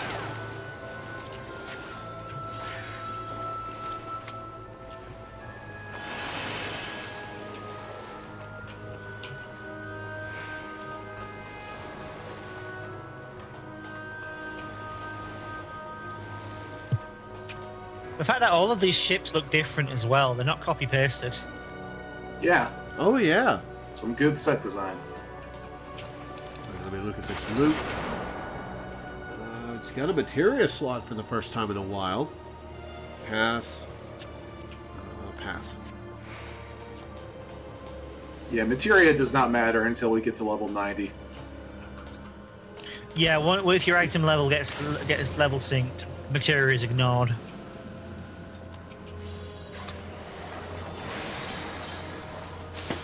Which ironically sometimes means for really high difficulty content, people will actually pick weaker gear that doesn't get level synced so that they can get more stats out of it using materia.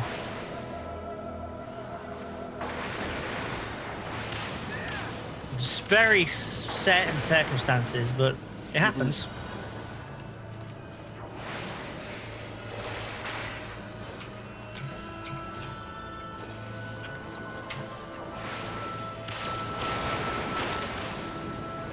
By the time Laura is level 90, Dog Drill will be out. Oh yeah, that's a good point, which means material won't matter until you get to level 100, actually. Yeah. Food bonus does matter. I should probably eat some. Yeah, I'll give you... I mean, you're already over-leveled on Black Mage, so you don't really need it. True, this isn't a roulette with bonus EXP. Yeah. Oh, that guy looks awesome! That looks so cool! But yeah, this is why it's kind of fun to do this with the Trust NPCs, because, like, as Alize alluded to, Alphino goes through this whole dungeon just going, it's like, ghost! It's like, it is in fact very Scooby-Doo, which we were just talking about. This thing looks rad! Yeah, they use this model in the Endwalker Deep Dungeon for a certain enemy that travels between rooms, and he is actually terrifying. He's got left sweeps, right sweeps, donuts, and point-blank AoEs, and all of them can kill you in one, and they are all late displays. You don't get to see that they're happening on the ground until the last second. So you have to read their attack information. Their animations? The cast bar. Oh. For this lore, you're gonna will want to zoom out and look down, because he does certain things with the ground that you will need to be able to see completely. Okay. I mean, I can see the ground. I meant like angle your camera down so you can see the ground. Yeah, I can see the ground. Okay, good. Cool. Are these guys ads? Oh. Yeah, they become AoEs. This is what I was talking about. Don't worry, I saw immediately what was going on. Had to get to the safe spot.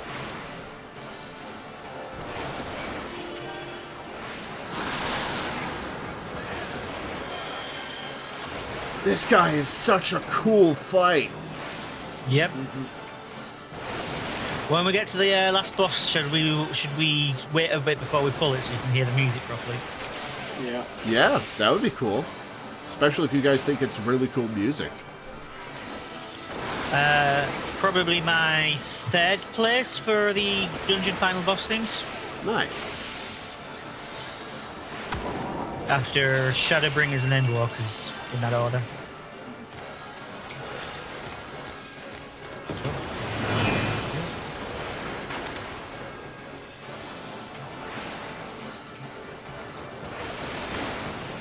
This is a really cool fight. I'm kind of sad it's over.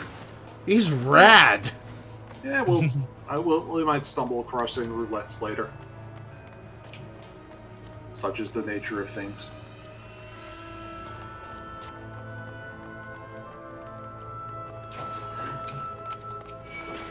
Oh, that thing looks cool. Warden's Hound.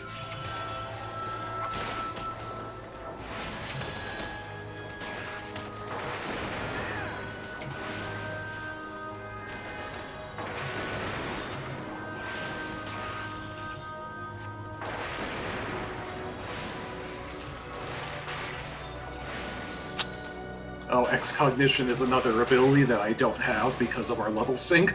Oh, Excogitation, yeah. It's so good, but yeah.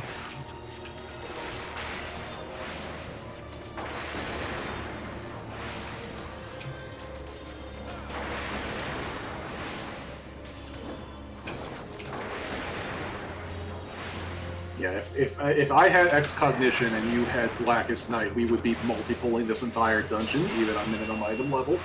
Yeah, between Blackest Night and Excogitation, we would be. Yeah, it's they're both amazing. The best tank mate and the best heal effect. Mm-hmm.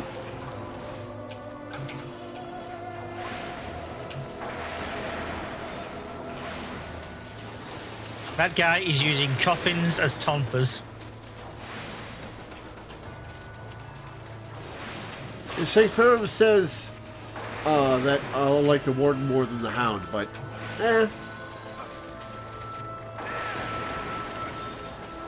The coffin tonfas are cool. Oh yeah, no, it's a neat design, but the Warden's Hound was just rad. I like the aesthetic of the ghost creatures in this dungeon.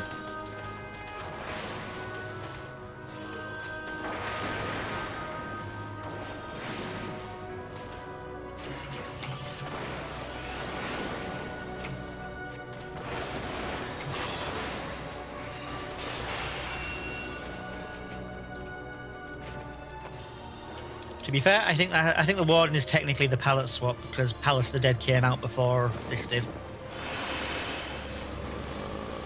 Need on the thing of casting, which is probably worse than the gear that I've got, but Well, it's 260, so it's either close at least or plus that. Now, since you're in the Tombstone gear, you probably won't actually need anything until 65. 65. Yeah, the 65 dungeon is when we'll start seeing upgrades.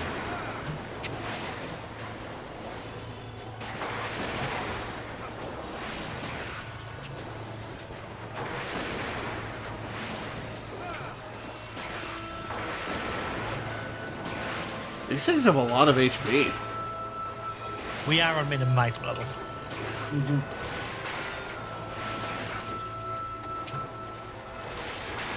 With our leveling roulettes, you're getting a bit more used to not minimum item level. Yeah. True. We did just start doing morning leveling again. Mm-hmm. Which reminds me, at the end of this session, we should pick up Astrologian, so that can be another thing to level during the week. Indeed. One quick little pickup quest. Earrings of Healing. Ooh, the gun. I love this gun. Oh, hey, it's this guy. Sick. This dungeon might have my favorite monster design so far. Yeah. I used this specific gun for a glam for like months Nice. back in the day. It's just because it's a very simple looking revolver. I like the revolver from PvP because it is a very simple looking revolver, but also fucking huge. Yeah, yeah. Like what's it called? Oh, cool! I can stun him. Yeah, the what's that called? That big ass revolver called? I forgot. Magnum. Yeah, the Magnum. No, I mean like the in-game item. Oh, I'm not sure. Yeah, I don't know. I'm sure I can find it on my own sometime. I mean, one of the current Tombstone gun is really interesting. Given that, wait, is it the current? Yeah, because it's made of porcelain. Well, that seems impractical. That's like the new. Yeah. It's like actually one of the best installed weapons. It's this porcelain gun. All right, music time. Mapping the realm, the ship graveyard.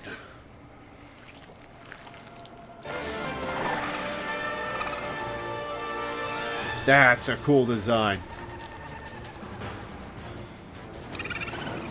It's like a sea anemone.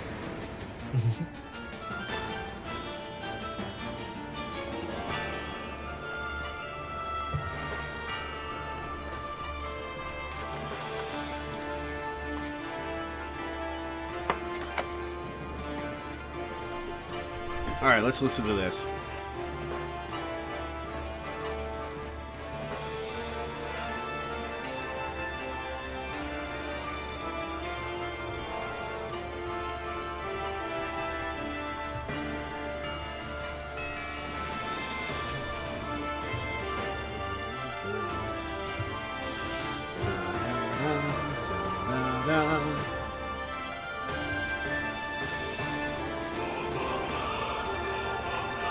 That's rad. This dungeon is a good first impression for Stormblood. Yeah. I think the monster design of this dungeon is my favorite in the game so far. A new favorite dungeon then. All right, let's kill this. Let's kill this sea witch. Yep. Let's go. Visit the blessings of Router on this motherfucker. Lane lines. Virgin tears.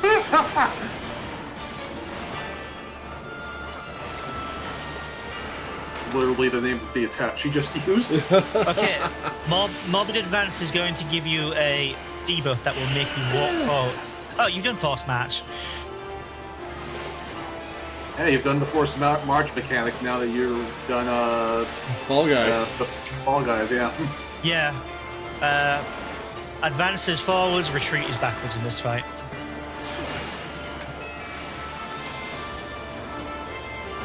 Okay, what is it going to tell me what I've got? Okay.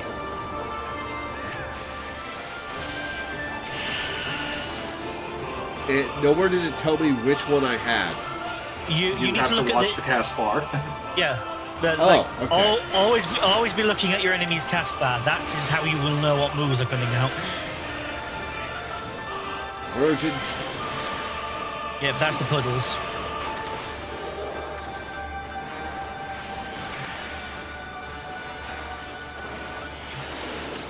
Morbid Retreat. retreat. Okay, so move forward and it'll turn me around. Hey, there we go.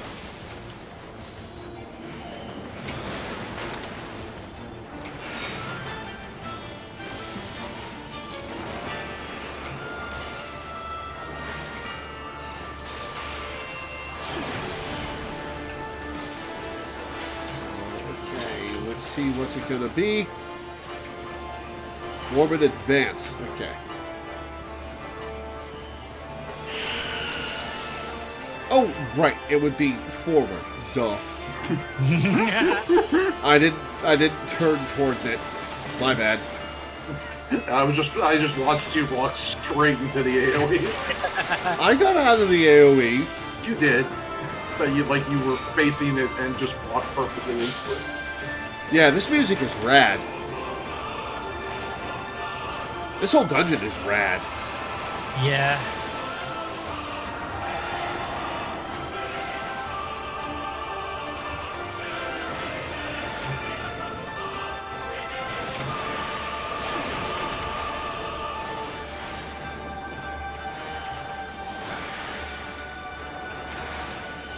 Morbid retreat. Okay. Now you want to face the AoE. Limit breaks ready. Alright, I'll drop that on it.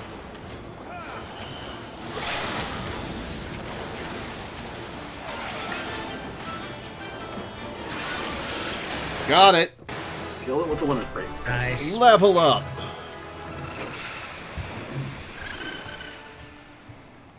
Okay, where do we want to take the screenshot? Do we want to take it in here or on one of the ships?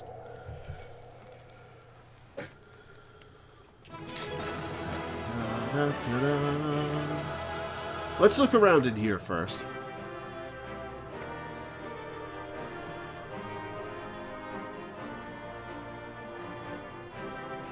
Oh yeah, if we can find a spot outside where we can have the tower as a backdrop, that would be great. Yeah. Yeah. The minion didn't drop, which is a shame. It's Guido the Turtle from Final Fantasy V. Oh, fun. Samurai weapon for you, Minda. It was And... already kitted out in better. Yeah, fair enough. Yeah, the katana I got is better. I don't know if it's better. I don't know if the Hellfire is better, so I grabbed it. I grabbed it for mine. Hellfire is, I think, 240, so this stuff is actually better than that. Okay.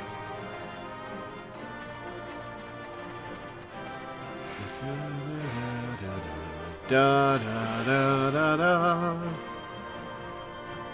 Tower's not glowing anymore, so it's not quite as cool as it was in the dungeon, but still. Da da da da da da da da da.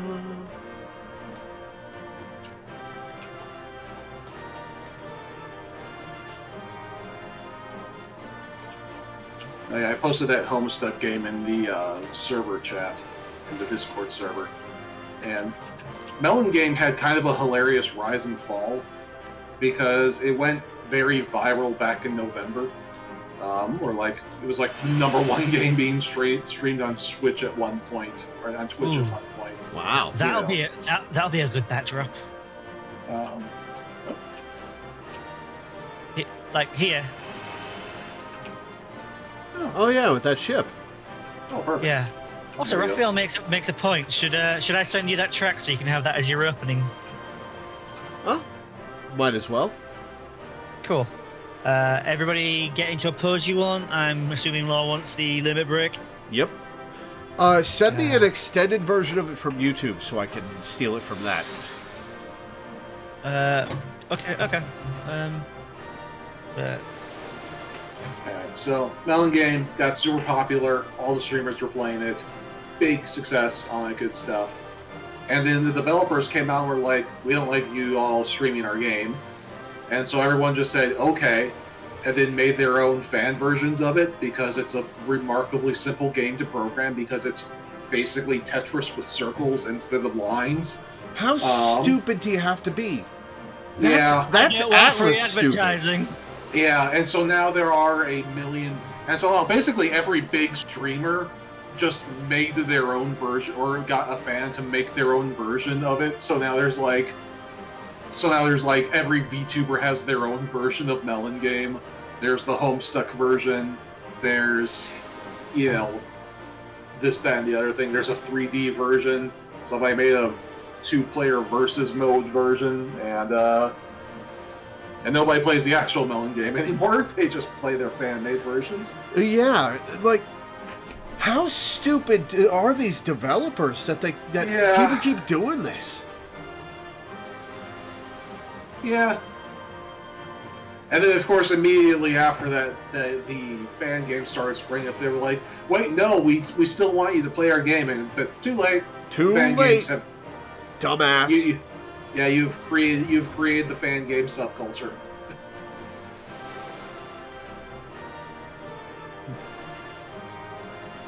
Just to increase the Not wanting power, people to play your game is a normal response to your project blew up when you didn't want it to. Well, then why would they... Oh, Melon Game was made by Japanese devs. Okay, that makes more sense that why they would be like that, because the Japanese game industry is kind of dumb like that. Yeah. Incoming screenshot now. Feel free to tell me what you think.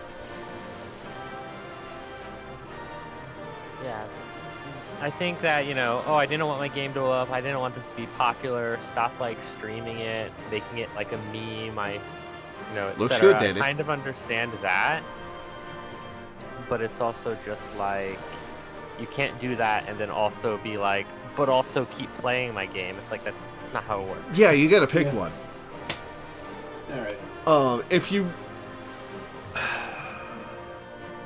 If you tell people to stop streaming your game, people are gonna stop playing your game, unless the game is like an insanely high quality AAA experience like Persona 5. If you tell people to stop streaming it, you're gonna lose a lot of eyes on your game that would then play it. Especially with a game like Melon Game, where it's not something you watch playthroughs of on YouTube or really want to play that much for yourself. It's something that people get drawn into by cultural trends rather than My thing about Suika game, my experience with it is I've never actually watched gameplay of it. Just very suddenly there were a lot of YouTube videos about it. Let's share the screenshot and get moving. I'm just sending a second screenshot to see if that's any better for you guys. What were you saying, Teddy? My experience with Suika game is that I've never played it. I've never really watched much footage of it. It's just suddenly a lot of people on YouTube were uploading a lot of videos that I wasn't clicking. So I'm just like, oh, okay, this is what they're doing now. Why are there 20 of these videos in a row on this person's channel? Okay, that's fine. It's like... Yeah. Okay, Yeah. what's your pick, Law? First one. Cool, I'll share it. Alice giving the massive streaming restrictions put me off Persona 5. Don't let it, because I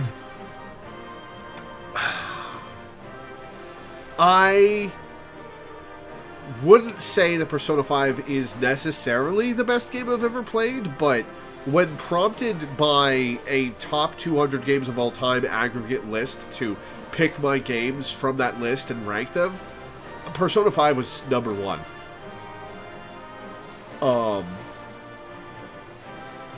Anyway. I need to see you play more Persona 2. I want to. I have so much backlog for the game is literally about to kick us out of the dungeon. Oh, whoops. Yep. Instead of running all the way back to the exit, you can just click on your duty menu. Click on your duty thing and leave through that. Duty. Not sure how to do it with the controller, but it's a thing you can do. Aha! Leave.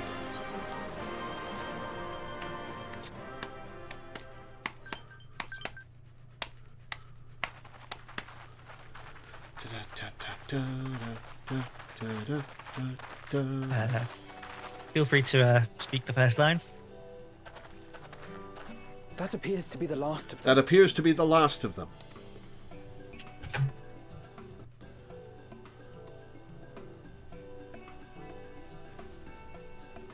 Word from the Misery. Repairs are complete, and we may resume our journey without further delay. Also, I can't get over the fact that Fabian has his voice soon. actor. He sounds so much like him.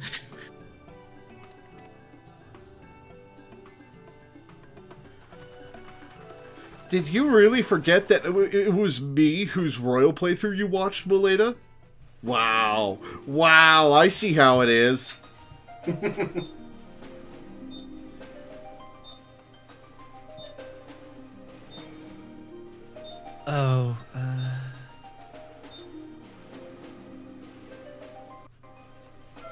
This map really does help you get a sense of where the fuck you are in the world.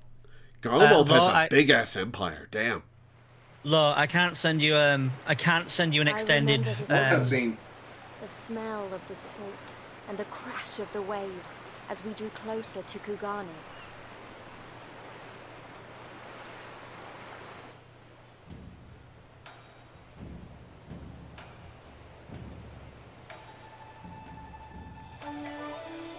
The only port open to outsiders in Hingashi. That's a across very the Japanese River etherite. From Doma.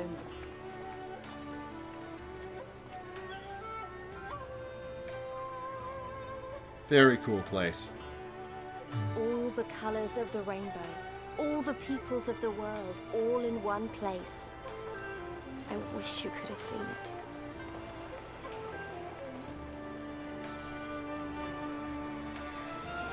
This is very much fantasy Japan we're in. Oh, gee, you think? I hadn't noticed. Yeah. Finally. It's the themes are subtle. All right, Danny, I'm going to send you something. Hang on. Okay. So say what you were going to say about not being able to get me an extended version. Basically, as things are, the rules that Square Enix has for uploading music from this game is that it has to contain footage from the game. As a result, all the extended ones have a hell of a lot of boss fights that you've not seen yet and can't see. Gotcha. Yeah. So like the way people upload music from this game is they literally just turn off all of the sound except for the music and play a boss fight and then upload that. Gotcha. I remember the way someone uploaded a theme from Shadowbringers that has super spoilery circumstances in-game every time it normally plays, is once the orchestrion roll for it was available, they played it in their house while crafting, so that there could be a spoiler-free upload of the song. Ooh. So everyone in the comments was making jokes and puns. And... Not available in my country, though. Damn. Yeah. All right. Somebody will find something to give to you. Yeah. Hang on. Send the YouTube video to Minda, and I will send what I just sent you to Minda. Just a heads up, the extended is an hour long. That's okay. I've got hour-long songs in my iTunes. Okay.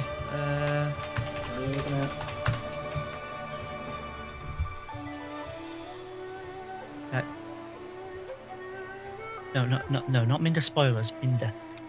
Never even been into that channel before. Strange. Is it just me, or is the ground swaying? By the 12, I have never been happier to be back on terra firma. Our voyage has instilled in me a new appreciation for surfaces which do not move of their own accord. Well, according to Tataru, it is moving. She just... sea legs. Yeah. I don't know what I was expecting, but it wasn't this. It's very colorful, is it not? Yeah, it looks nice. This is a cool set. Hang on. Let me look at this map. Holy shit. That's big. Yeah, welcome to the city of the expansion. Hell yeah. This is also where the Stormblood housing district is. Oh, cool. And we still have to do a couple of running around quests before we can unlock that, but we should go check out that area once we do, just because it's fun to see more cities. I'm being instructed to do the tower climb jumping puzzle, and I am apprehensive. Alright, I'm gonna go do anything else. You guys have fun with that. I don't know that I'll do it. At some point, we should have you do it. Yeah, probably. Probably another stream. We've got a lot to do here in town. Congratulations! You now stand in Kugane, the western port of Hingashi. Regrettably, the only port in this nation open to foreign trade. Oh, and I do apologize for the unforeseen difficulties which befell us during our journey. Needless to say, your assistance in overcoming them was much appreciated.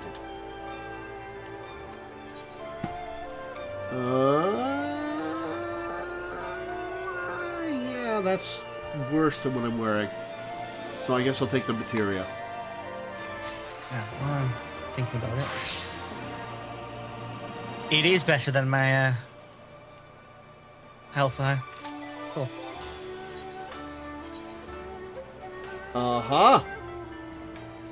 The casting gear I got in that dungeon is better than the primal gear I was wearing. Yeah. Alright, before we explore this town, I have to go to the bathroom. So, I'll be back in a few minutes, guys. Alright. Let's see how first far I can dungeon get. go? Really well. Lowell's absolutely enamored with it. It seems to be his new favorite dungeon. I see. Or rather, the Sirensong see. The Siren Sea song in my case.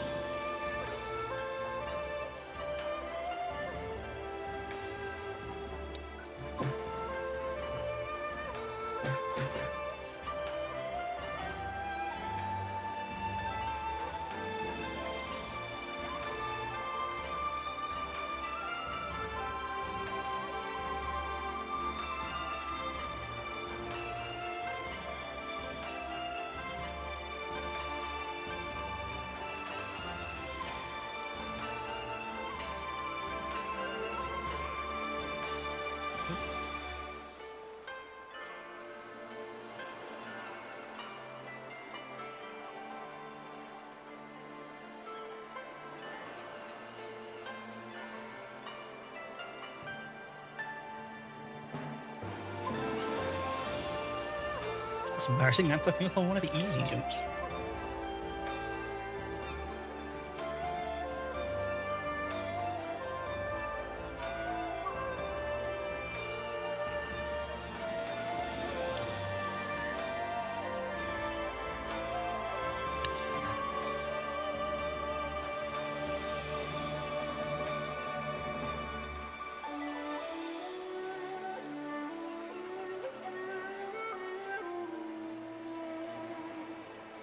Sprint.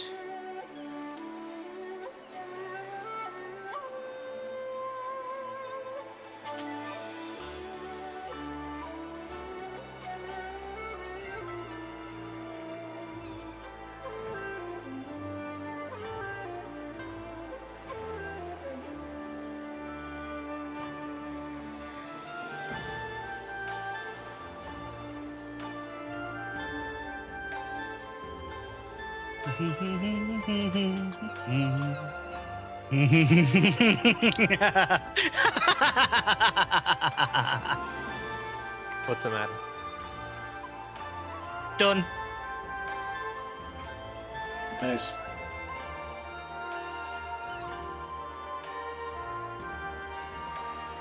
This is after an eternity of practice and skill build. That it is. Not to mention the sudden revival of the speedrunning community. Oh yeah, we're getting close to a wait for content.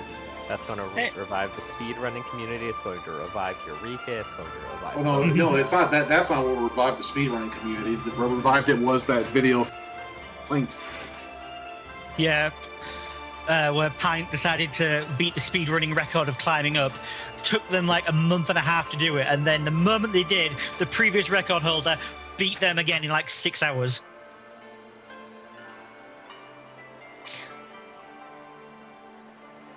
Yeah, that sounds like speedrunners. Yeah. The quest to beat Jimmy Poopins. Mm-hmm. Yeah. I'm up on top now. The best part is that, like, it seems like the previous speedrunner stopped playing Final Fantasy, so it's entirely possible that the only reason it took them 6 hours is because they had to reinstall the game first. At least that's how I choose to believe that happened. Alright, reinstalling this game, getting my record back, uninstalling, goodbye. How it is with some speedrunners in some games. Yeah, I can see love from here.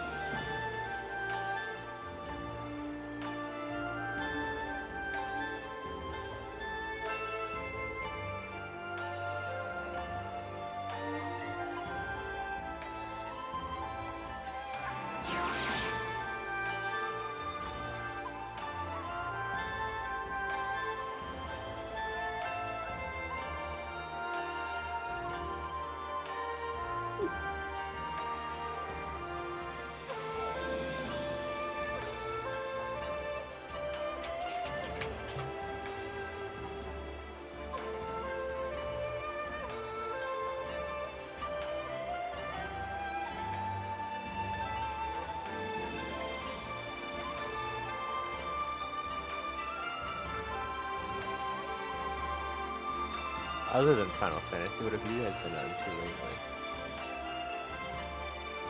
lately? I just started yesterday watching the archive. The iPlayer uploaded all of classic Doctor Who except the first serial due to weird copyright issues with somebody who shouldn't be talked about, I suppose. Ken Penders?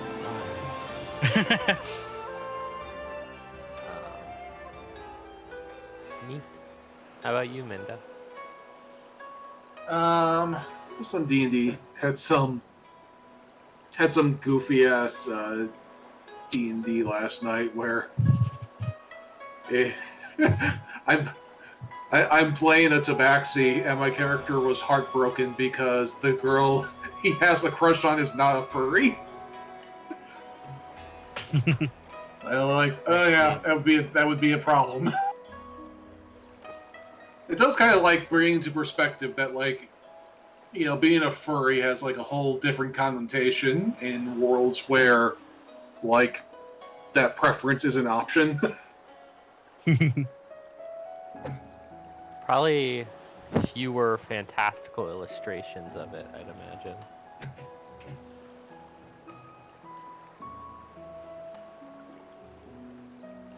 Yeah, I'm hopping on board a couple of tabletop RPG campaigns now that I have the free time.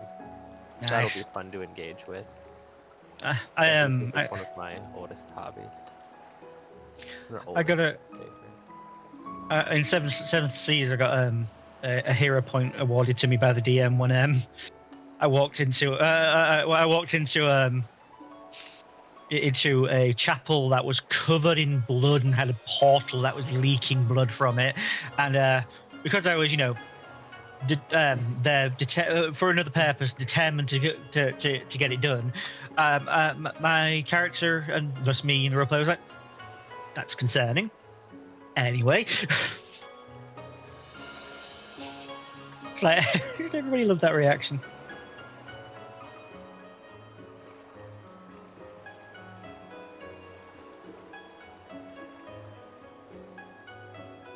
I was hoping to get some holy water.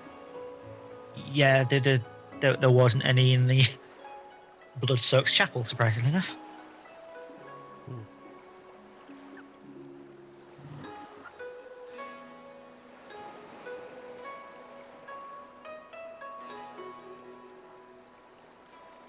I also started playing the platformer puzzle game La Mulana. Oh, I've heard of that. Yes. I'm playing through it without a guide, which has been interesting so far. I had to open up the manual to get to, like, something I wanted to get to, because I'm like, there's got to be some sort of hint, and there was a very direct hint in the manual. Just once I understood where I needed to go, there was literally a bit in the manual that said, for example, there's a secret passage here. I'm like, oh, thank fuck. Hey! How'd you use caught up?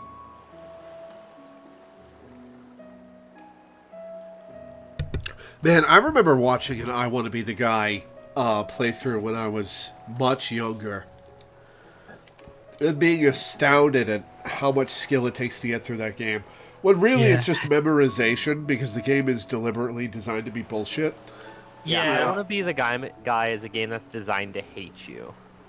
I don't think I'd ever be patient enough to play I Want to Be the Guy. Yeah. Hey, Lol, look up. As high up as you can. I see you. Yeah, so yeah, that's the infamous jumping puzzle. How the fuck do you get up there? A lot of jumping. Yep. Yeah. Anyway, I'm coming down.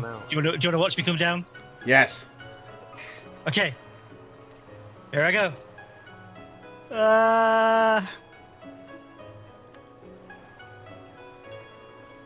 That took forever for you to fall. Oh, yeah, you landed right next to me. Did you hear the crunch? Yeah, immediately my fairy started healing you. In fact, yes, I was tabbed out because I've been messing around with that MP3. And then I just hear crunch, fairy heal, fairy heal, fairy heal. Right, I'll be right back. Don't wait up. Yeah, you go ahead. Glad though I am to have arrived, I would remind you all that we are far from home, with limited resources at our disposal. Duly noted, brother. I shall take care not to enjoy myself. In any event, Doma is our final destination, and our first order of business should be to secure passage there. Wait, are we not in Doma? No. You're in Hingashi, which is adjacent to Doma. Captain Carvalier, I realize you pledged only to take us as far as Kugane, and I have no desire to change the terms of our agreement. I should, however, be interested to know how you would go about reaching Othard, were you in our position. At the risk of stating the obvious, you are in a port. Surely there is a kind and generous soul here who will aid you for the right price. You cannot be the first traveler seeking passage to Doma. The captain makes a good point. It's very obvious, in fact, Alphino. 'Tis like that Yugiri and Gosetsu were forced to come here for the selfsame reasons we were. They must have found a way to Othard, assuming they are not still in the city. Well, if they were, we'd be able to hear them. Ere we seek passage, mayhap we should first seek our friends. Leave it to me, Alphino. Making friendly inquiries is my specialty. Lest you forget, I got plenty of practice in Ishgard. Captain Carvalier, could you direct us to the nearest tavern? Desperate for a drink, are we? You may find one in that large building just beyond the pier, that people keep jumping off of. Whether your journeys have come to an end or are about to begin, the Shiokaze Hostelry is an ideal place to rest, relax, and reflect. Or so they say.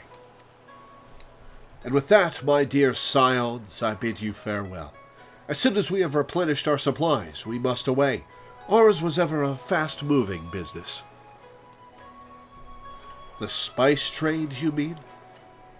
But of course, surely you did not think I traveled halfway around the world and delivered you to your destination solely out of the kindness of my heart? We've got Garleans to hunt. Perish the thought. Thank you, Captain. May the Navigator watch over them and keep you.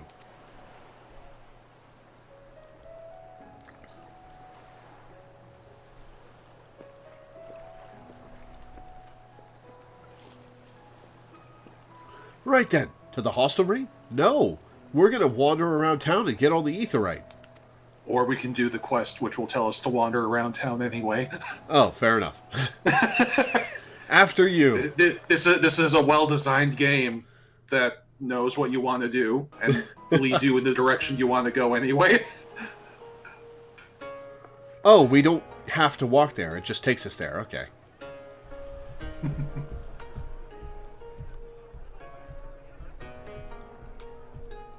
Oh, hey, it's a Moon Brita hairstyle. Mm-hmm. By the 12. I thought Ishgard remarkable, but this... We are certainly not in Eorzea anymore. There's a recent hairstyle that has some similarities to the Moon Breeder hairstyle, and it's available for all races. Cool. Yeah. Time to do what I do best. Party! 1,000 pardons, my lady. The signs of the 7th dawn, I presume. Who's this sketchy guy? The voyage was not too trying. How do you know? And you are? Ah, yes, of course. Forgive me. Hancock of the East Aldenard Trading Company, at your service. On behalf of Chairman Lolerito, I bid you welcome to Kugane and invite you to take refreshments at our local offices. Lolerito? I was aware his interests extended beyond the borders of Eorzea, but not so far as Kugane. Regardless, I am disinclined to accept the hospitality of grinning merchants, especially those who serve a master with whom we have such a difficult relationship. My, such naked suspicion. Can you blame us? I do hope that business with the Crystal Braves did not rob you of all faith in your fellow man. Or do you really think the chairman is plotting to drag you into another one of his grand schemes? You are literally less trustworthy than the pirates that we just hung out with. Oh, my pardon? If you are trying my to main win character my has a trust, veil. You are failing and quite We're still in spectacularly. a voiced cutscene. Sorry. Oh dear, have I offended you? Once again, I must apologize. Too much time in the Far East, you see. One is compelled to talk in circles round everything here, and one finds oneself longing for the invigoratingly candid speech of the Uldan markets. Though, I see now that this was neither the time nor the place to indulge said longing. Might I suggest that we continue this conversation at the company offices? Too many eyes and ears here, you understand. 'Twould be decidedly reckless to say any more. If I may favor you with the invigorating candy you apparently crave, it would be decidedly reckless to follow a man I neither know nor trust. Give me one good reason why we should accept Lord Lolerito's invitation. Now there's the young diplomat I was told to expect. Very well then, I shall explain. You understand that you are come to a most reclusive and secretive nation, yes? One whose borders are closed to foreign trade, save at this single port. Wait, how did Lolerito know we were coming? Then it should come as no surprise that a great many parties have vested interests here. Merchants like myself are a given, of course, but for every one of us, you may be certain there is also an agent of a foreign government. Many notable nations and empires have embassies here, you know, including, of course, the Garlean Empire, with whom you have such a difficult relationship. To paraphrase, Kugane is teeming with Imperial spies, one or several of whom could now be listening to our every word. Something to that effect, yes. Beneath this veneer of bustling trade, a war for supremacy is being waged between world powers. One might say we were standing on the front lines, just not in public. I still have my doubts, but he may have a point. I say we accept his invitation for now.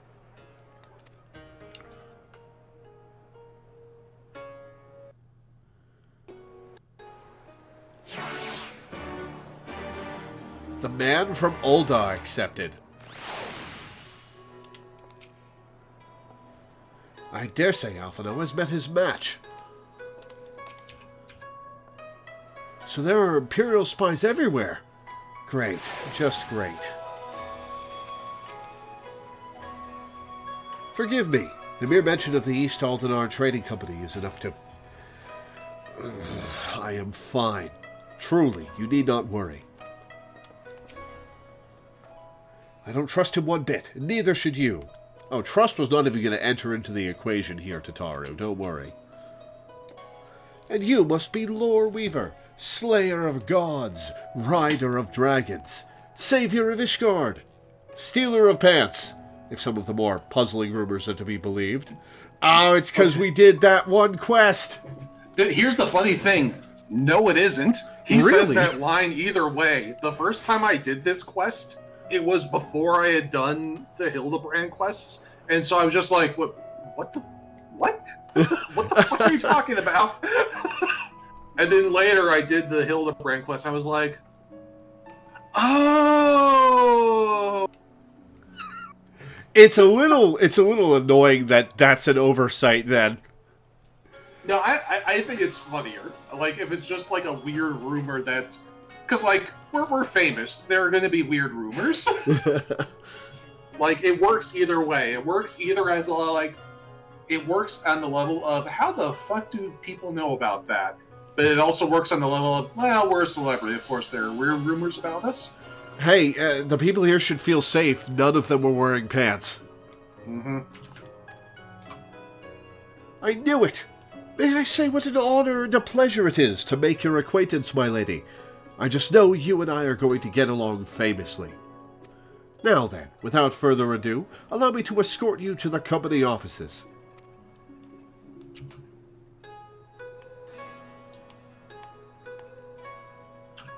This being your first visit to our fair city, I shall make an effort to point out various landmarks along the way.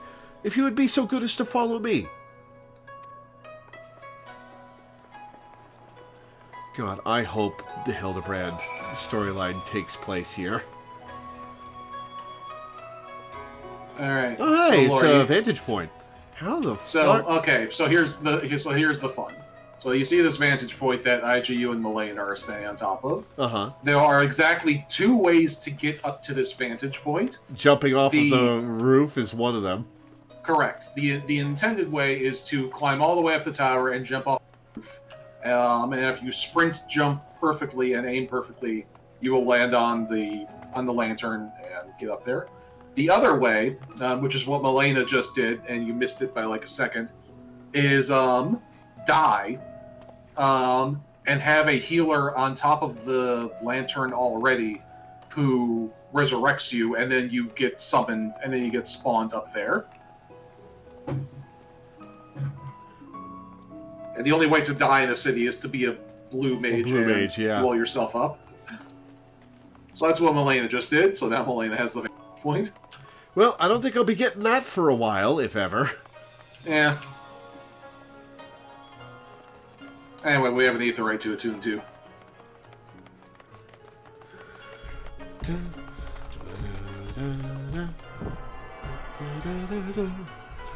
And to set as our home. Set home point. Change my home point from Ralger's Reach.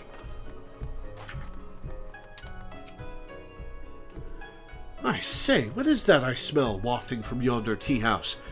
Could it be... Yes, could it just possibly be the scent of whispered secrets waiting to be overheard? Oh, you're making yourself right at home, Tataru. I like it. I have been muted for a while. Whoops. Even the Aetherites look different here. So, how long were you frantically going, Lore? Lore? Oh, Lore? Every time I said something, Minder interrupted me. Like, wait, what? I note that our would-be host has elected to dress in the local fashion. I do not like the cut of that man's jib. Not one bit. What is a jib, anyway? It's a sail, I believe. Yeah, it's a type of sail on specific types of sailing vessels. Everyone, if I could have your attention, please. You are now standing in Tenkonto. Loosely translated, the name means Spire of Drifting Souls, which, as some of you may have deducted, makes reference to the Aetherite, which stands over yonder. The design is markedly different from those of Charlian, yet I trust its function is identical. Well, I should hope so. I just attuned to it. A diplomat and a scholar. Will wonders never cease? Way to patronize him. Far Eastern Aetherite technologies have a long and storied tradition, I assure you. This particular example was constructed by the Oni Shishu, a collective of skilled craftsmen who guard their ancestral techniques with the utmost secrecy. In short, you will find it no less reliable than its Western counterparts. Attune, if you like. Da-da-da-da. Man, in a world built so that you can... random people can attune to Aetherites and jump from place to place in the blink of an eye. How much of a pain in the dick must it be for Thancred to no longer be able to do that? Yeah. It genuinely does cause problems in the story occasionally. Yeah. I do think there's the implication that, like, standard people have to, like, wait a long time between Aetherite travels because it wears their body out or something. Oh, I've got 1,000 guild teleport fees. Yeah, that too. There's the fees also. Yeah, there used to be a cap of 999, but for some reason that got lifted with Endwalker. Because the game world got so vast and the developers didn't want guild inflation to happen. I wonder how much it's going to cost when I get to Dawn Trail. Yeah, we don't know yet. We might start to see some 2K Aetherites once we get to Dawn Trail. Beautiful though it may be, we cannot spend all day staring at the Aetherite. Come, come, let us move along. The markets are next.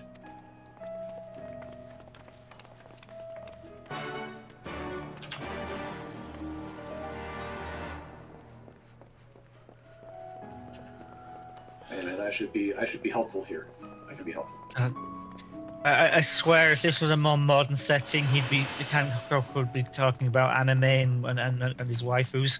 No, here's Hancock. Exactly. Hancock is the guy who took 1 year of Japanese. that is exactly who Hancock is. Be still, my heart.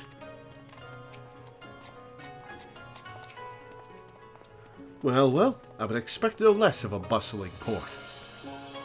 Also, Law, you were like, oh, I want crowds to come along, but nope, you got Tataru. Hey, listen, if I could have both of them, I'd be very happy, but I'll take Tataru. Fair. Yeah. Like, I remember earlier you were like, oh, we're going to miss out on so much Tataru this expansion. We're not with her in Ishgard. And like, nope, here she is.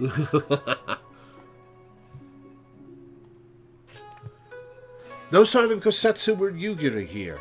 Not that I expected to stumble across them just like that, though it would have been nice. Just look at all these garish designs. Not fond of subtlety, are they? Is that a theater over there?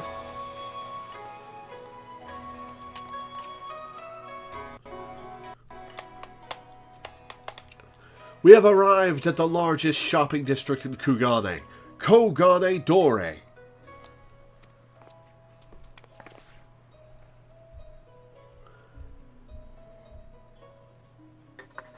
Excuse me.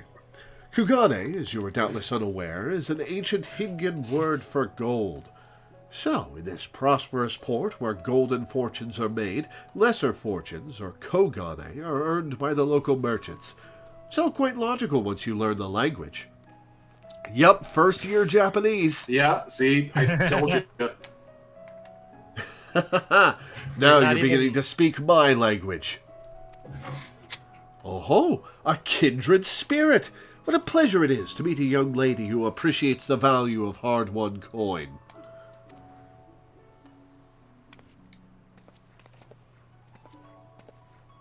Hancock of the East Aldenard Trading Company. You are with clients today? Why, if it isn't Master K10. Pray, allow me to introduce to you my esteemed guests, but recently come from distant Eorzea. This kind and generous soul supervises all transactions here in Kugane Dore. Your sincerity is ever appreciated. As he says, I am K10 of the Hakuchi clan, and it is my honor to serve as overseer of these markets. As we receive many foreign visitors in Kugane, we accept all manner of currencies. Rest assured, your Eorzean Gil are welcome here. I invite you to peruse our wares at your leisure.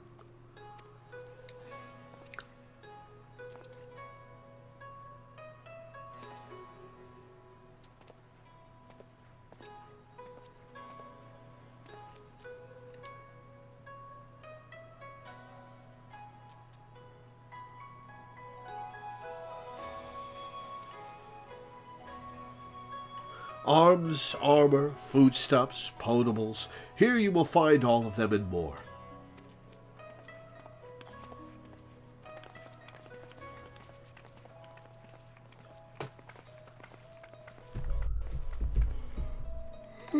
Excuse me.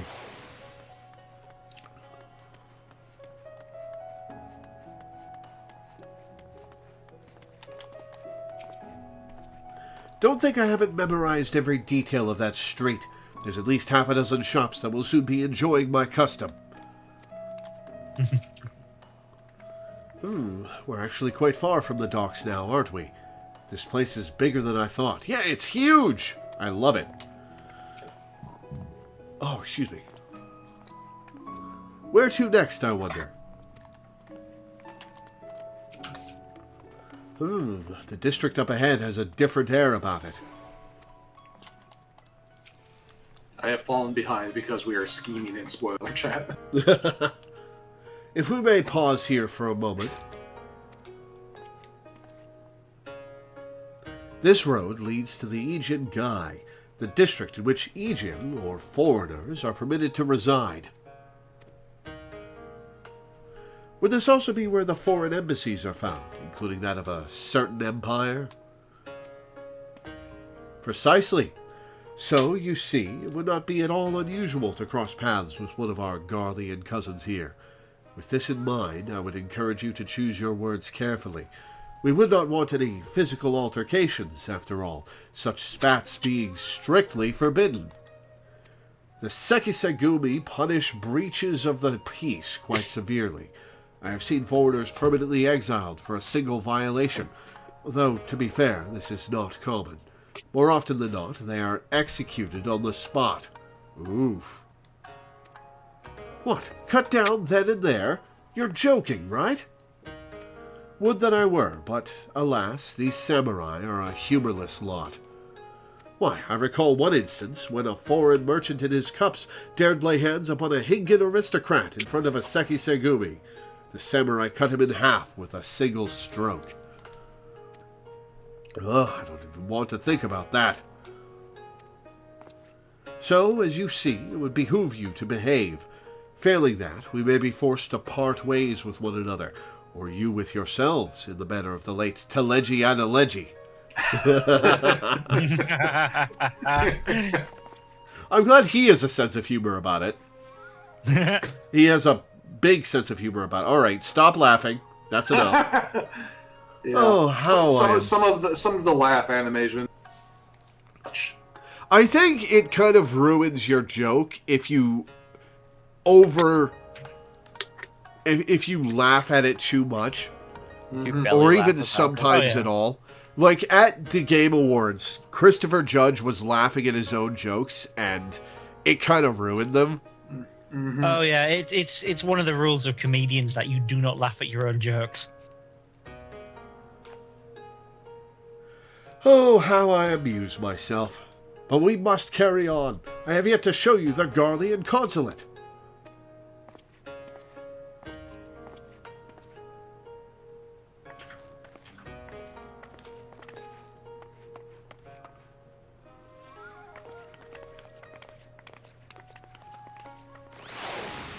Well, the fellows have to have that weird stance and walk in order to keep up with everybody else. Mm-hmm. I would love for there to be a gag in the game at some point where someone who was raised by Lalafell just uses their walking animation. I would love that.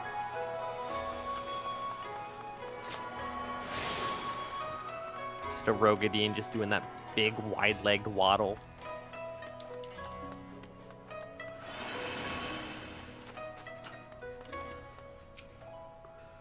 So that building's full of Garleans.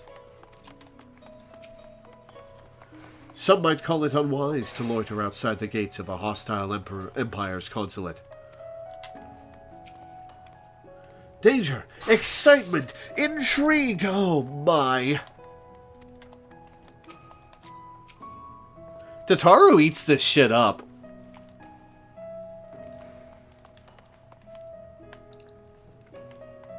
Compared to the Hingan architecture, this seems drab and uninspired.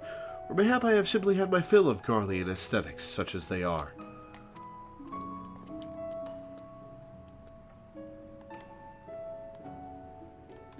Did they build their own...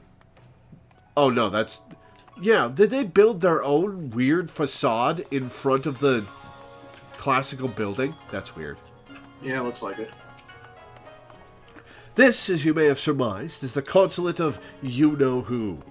Mark the guards at the gate. Are their uniforms not different from those you have seen in the West? Were you... I love Moeda's just standing there staring them down. Were you to travel far and wide, you would find that many such variations exist, often inspired by local designs. All of which goes to show that even a massive empire seeking to rule all of creation is not without its artisans. Fending, slaying, aiming. Whoops. Danny loses internet? Nope. Press something I shouldn't and crashed the game. Whoops. Whoops. On my way back in. Okay. And there's another ether shard back behind us.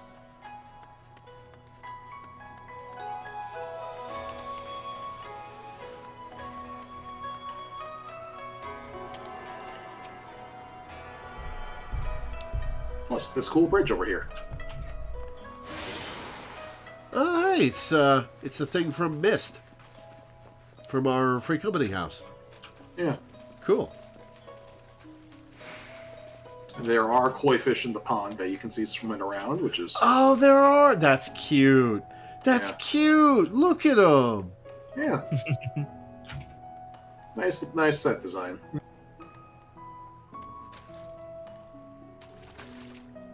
Hi, I'm back. Alright.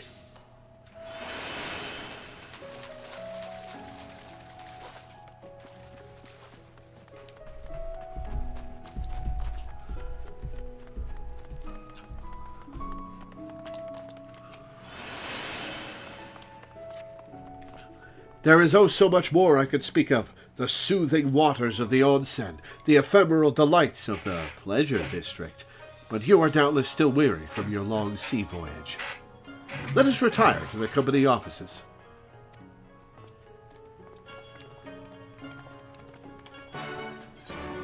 Yeah, since I'm here, I'll go get the aetherite. There's a bunch of aetherites in the other half of the area. I assume he's going to take us to them soon? Yeah, we're gonna get led to that side of town eventually.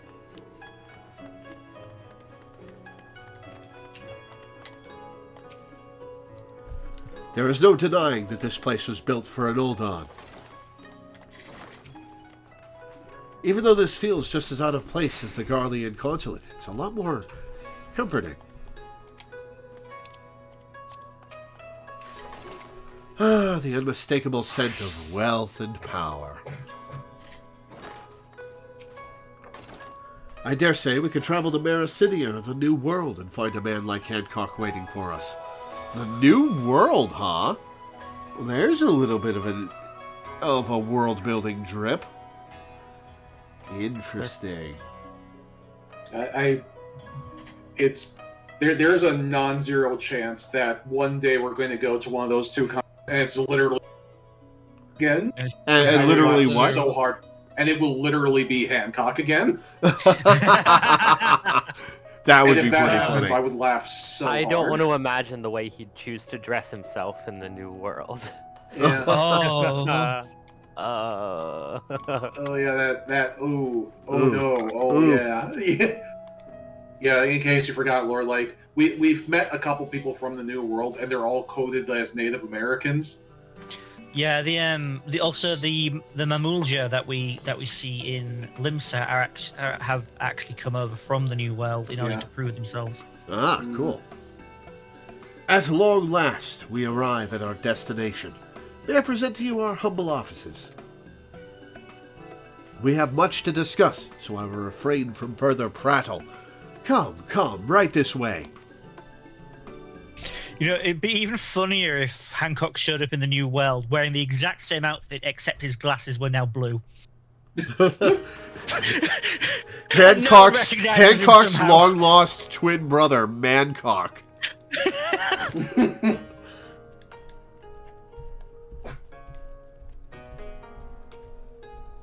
Sorry, I heard the phrase "mancock." Toward these walls against all manner of surveillance.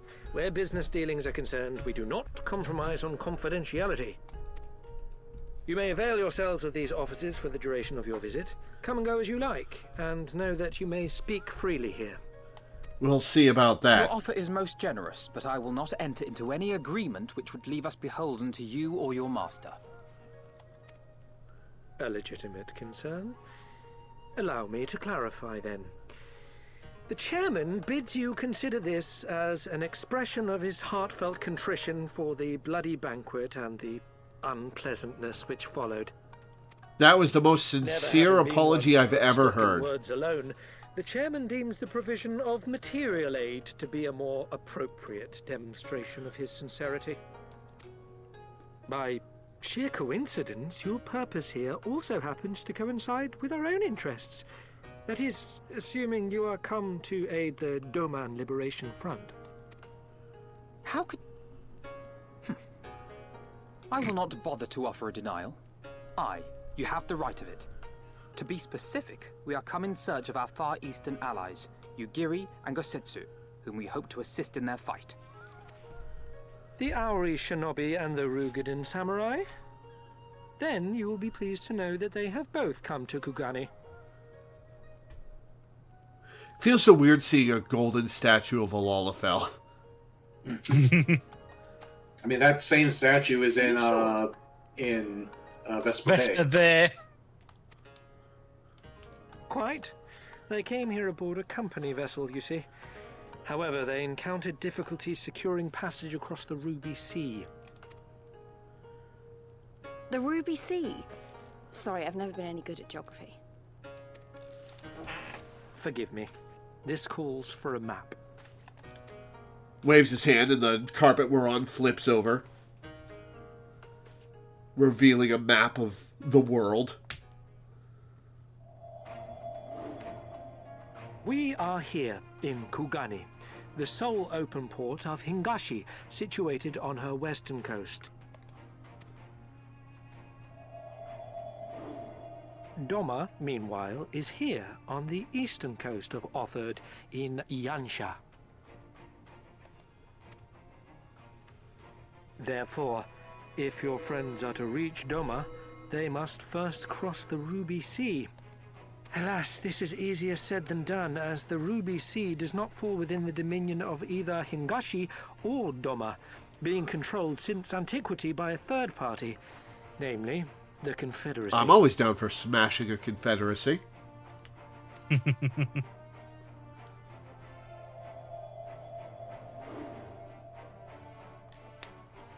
Said maritime collective is known for the consummate skill of its sailors, and for demanding that any vessel entering its waters pay a toll referred to as the Ruby Tithe.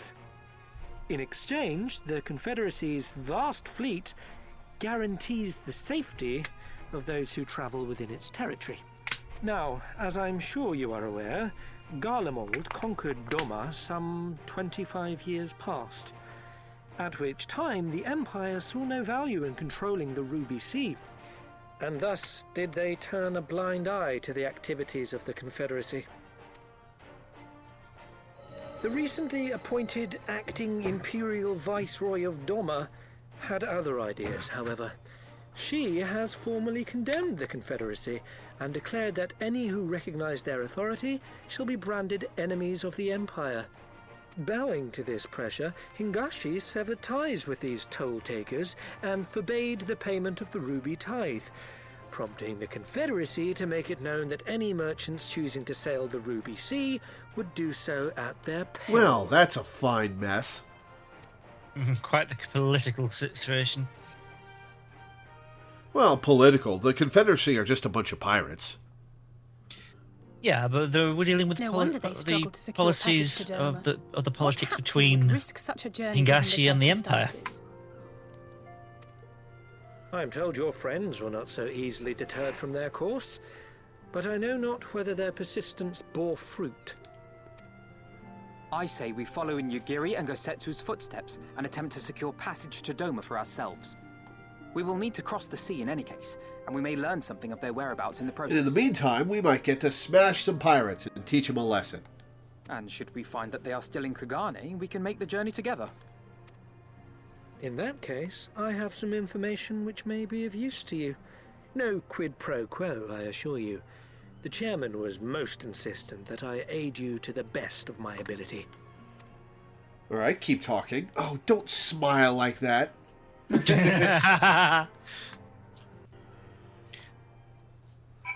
Additional conflicting feelings about Loreweaver. Oh, I'm not conflicted about Loreweaver at all. Oh, this place takes me back. It reminds me of the workshop of an old-on lapidary I once served. He was not exaggerating when he spoke of their ward's efficiency, or efficacy. Whoever wove them did so with consummate skill. I'm not sure how I imagined our time in the Far East unfolding, but it definitely didn't involve Uldons, and especially not these Uldons. Still, whatever works, right? In my defense, I may have conflicted feelings about Lolorito just because he is voiced by one of my favorite voice actors. I must confess, I'm an avid collector of all things Far Eastern. See for yourself, I insist. Ugh. Weeb. He's like the classical flavor of weeb, where it was like these exotic artifacts from a far off land, and it's like everyday objects. Yeah, it's very weird playing this game with Japanese audio whenever Hancock is around, because like he should not be speaking actual Japanese. You know what I mean? Like, at the very like, least, his accent should suck. I like the idea that all of them have been, all of the Germans have been speaking fluent, the same language we're speaking with no real accent or anything. I like the idea of just Hancock having a thick Japanese accent that he's clearly putting on, even though no one around him has it. It's just like we meet Hancock, he's like has the thick accent, and then just a German walks past like, "Hey mate, what's up?" Though I am reluctant to take any action whatsoever that could be construed as placing ourselves in Lord Lolorito's debt, we must avail ourselves of what means are available. Our Alamegan allies placed their faith in us, and I do not intend to disappoint them. What do we got? Healing, casting. 17 materia.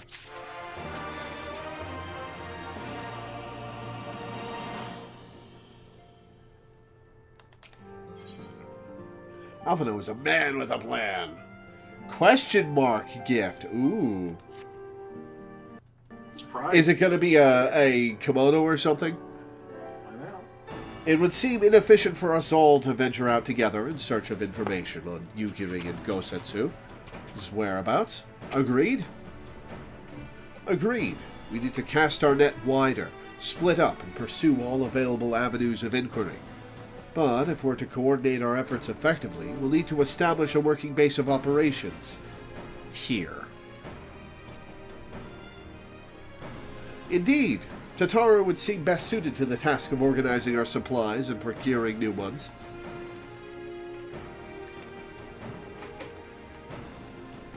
While she attends to that, we four can begin our search by questioning the individuals Hancock identified.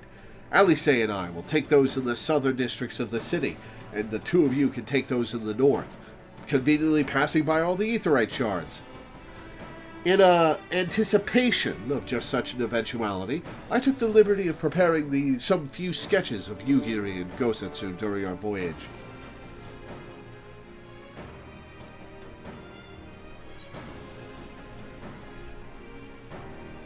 It would be really funny if that was fan art that they that they bought. That did. Yeah. Wow. Damn though, Alphino. Yeah. Yashtola warned me that you were a bit of an artist, but these are great. They'll definitely come in handy. I like that warned is the word that she used to describe that. I didn't even register until you pointed it out. Yeah. Looks like it's you and me, Lore. Let's step outside and talk about where to start.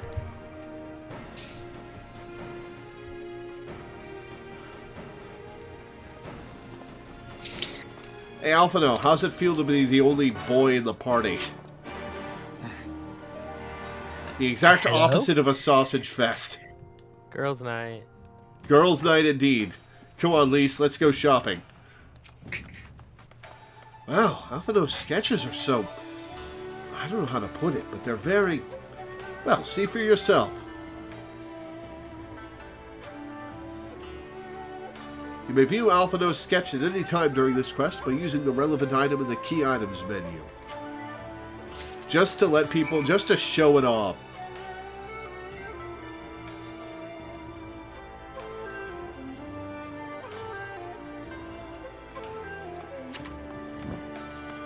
And oh look, there's a quest taking us to the other side of town to explore. I'm in the middle of a red circle. Am I supposed to look at the sketch? I guess I am. Yes. It literally says that on your quest log. Oh. That is some good-ass art, Alphino. It looks more like them than they do. Honestly, you could make a living doing this. Sorry. No time for distractions. Why don't we start by visiting Karaku at the On-something? Onsen? Onsen! That was it. Since we're going north, may I suggest before we do that, we go grab the Pier 1 Aetheryte crystal, because I don't think we go that way. Oh, yeah. Because once we grab that, we can then teleport back to the main crystal and get the rest in the loop. Yeah, sure. So this way. Also, let me read the description of that key item. A surprisingly accurate depiction of Yugiri and Gosetsu, once again suggesting that Alphino may have mistaken his life's calling. Yeah, he's very good. Foreignly lass. I don't believe that's a word. Did you get the crystal here? Yes. Yeah. Cool.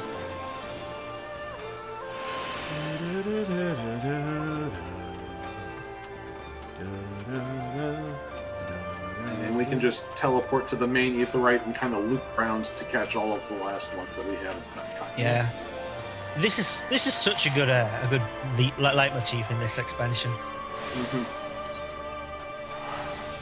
All right, pray return. Oh, and here's the quest to go explore the Shirogane. From Surabami? Yeah. Let's do that real quick, just because it's a fun little thing. Miss Egypt, a moment if you would. There is a favor I would ask of you. You see, word has it the local Bugyo of Kugane has established a new residential district, especially for foreigners. Having long dreamed of a home to call my own, I couldn't help but find myself wanting to know more. Why would you use return? You were standing in front of an Aetheryte. You can't use those until you've got all of them. Yeah, you can. Wait, you can? Oh. Yeah, getting all of them just means you get a teleport out of the city and to the airship landing. Oh, okay. I would like very much to see the district for myself, but as I am not a foreigner, I fear it would be turned back before all and sundry. The embarrassment would be too much to bear. And so I turn to you, Miss Egypt. I would be most obliged were you to go to the residential district, Shirogane, and make inquiries in my stead. I'm given to understand a representative of the Bugyo is presently at the docks. If you speak with him, he should be able to tell you more. Oh, I cannot wait to hear what manner of place it is. Couldn't we get you in? Like, if you just came with us? Not that I have any reason to help you out, but I don't see a problem with it.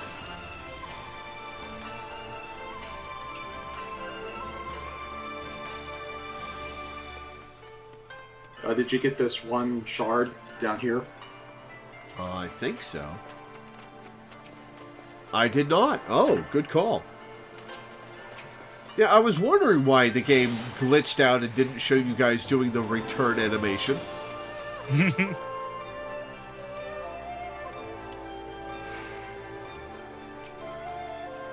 You are welcome, my foreign friend. How may this humble servant of the Lord Bugyo assist you? Ah, so you are interested in Shirogane. 'Twould be my pleasure to tell you about the district. Ever since Kugane opened its arms to the world, the number of visitors continues to grow, and among those who come, no few remain here for extended periods.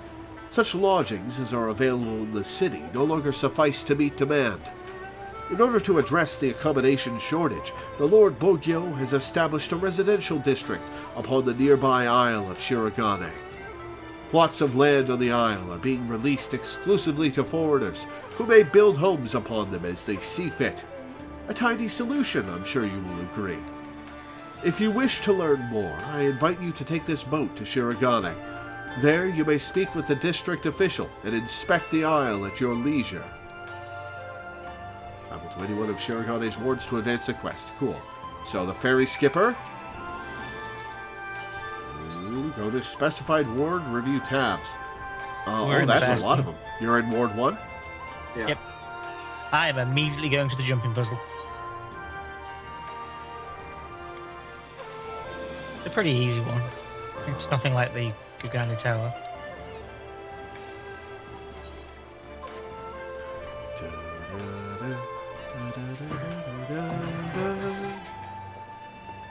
Oh, that's rad.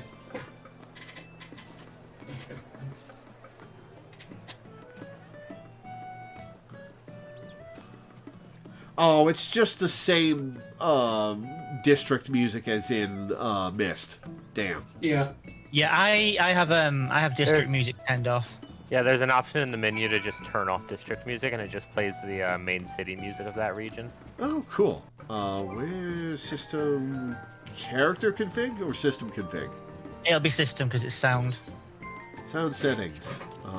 Enable city-state BGM in residential areas.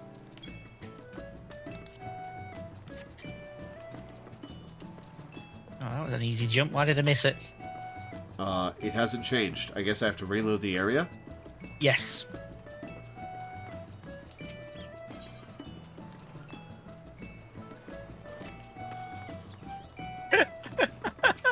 I climbed Kugane Tower in moments, but I'm having trouble here. God damn it. Greetings and welcome to Shirogane, Kugane's residential district for foreigners. You are a visitor to our shores, if I'm not mistaken. In which case, congratulations! You are eligible to purchase land here and build upon it. So long as you have the funds, it matters not whether you do so as an individual or as a group. If you wish to know about the process, the resident caretaker yonder would be pleased to assist you. I missed the Aetheryte shard right next to Hancock's office. God damn it. And if there are any among your acquaintances who might have an interest, we would be grateful if you could spread the word. Alright, let's look around. To the office. So yeah, this is probably my favorite housing because, I mean, come on, look at it. This is very lively and cool looking. I like the Gridani one most, but Yeah. I can't help but notice like almost all of the players here have gone for the Kugane aesthetic as well, except for the one made out of strawberry shortcake. Yeah. Oh my god. Yeah, my FC days went with this aesthetic for like as soon as Christmas season hit, they turned the FC into a giant gingerbread house. And then decorated the outside with like snow and snowmen, all that good stuff. Like it's so funny because like let me show you the angle that I'm looking at. Just posting it into the Discord now.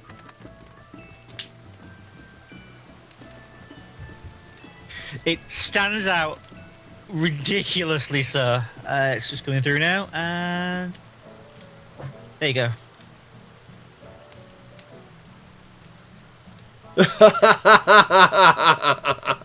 Yeah, that's pretty funny.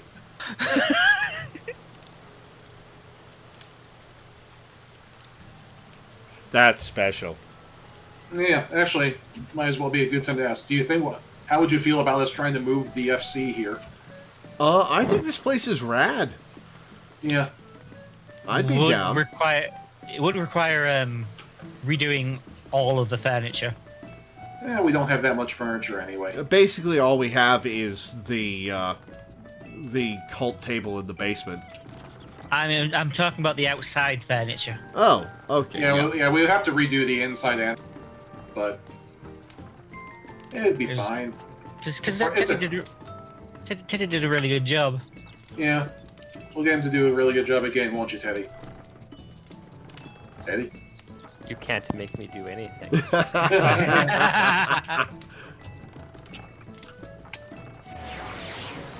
Well, this place is cool. You can go for a swim as well.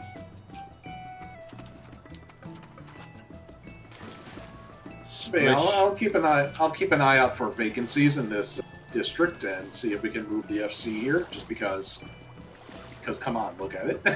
How far out can I go, I wonder? Oh, nope, there's the barrier. You actually have a different animation if you sprint while swimming.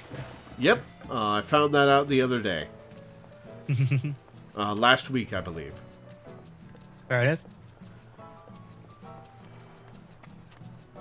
You know, that we talked about that at the tail end of our hour-long Star Wars tangent. Ah. Yeah, there are a couple vacancies around here. Might be a house in. Star Wars. The housing lottery ends tomorrow, so we could possibly get a new house tomorrow morning. Anyway, How much gil do we all have? Like, could we possibly upgrade to a medium? Melena says there's 8.5 million in the company coffer, and I have around 700k additional ready to put toward that kind of thing. I ain't got no gil. I've got 1.5 million. And also, I'm technically not in the FC. Also, there are no medium. Oh yeah, there's one. There's I think that's not in an FC district anyway. I've got 3.2 million. It's only smalls are available here right now, so it's not an issue at the moment. Yeah, we might as well wait for a medium. Yeah.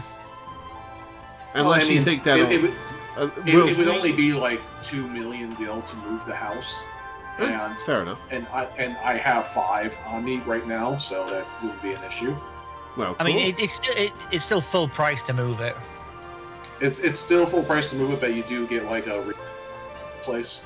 You get a what? You get a refund on your old plot. Ah, cool.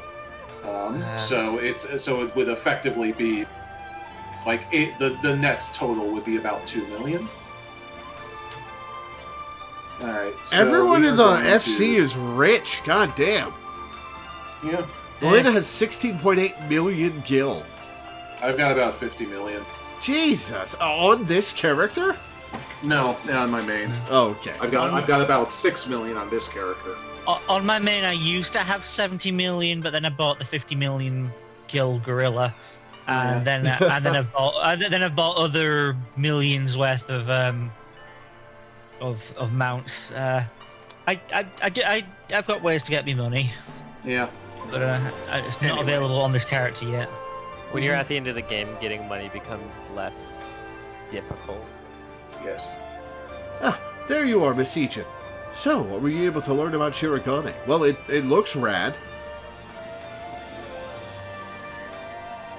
Oh my, it sounds like a truly lovely place. Yes, I do believe I would enjoy it there. Your vivid description has quite convinced me of it. That locals are barred from purchasing land is no object. I need but find myself a foreign husband. That's a really weird thing to try to marry somebody over. If you know someone, you will introduce me, yes?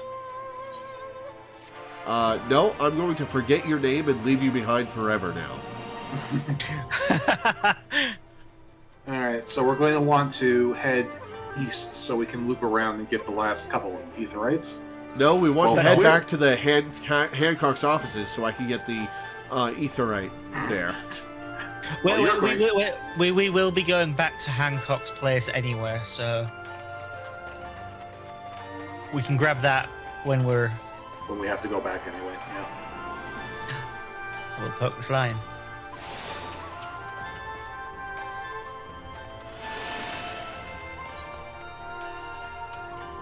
I wonder if I've poked him before. Cool spot.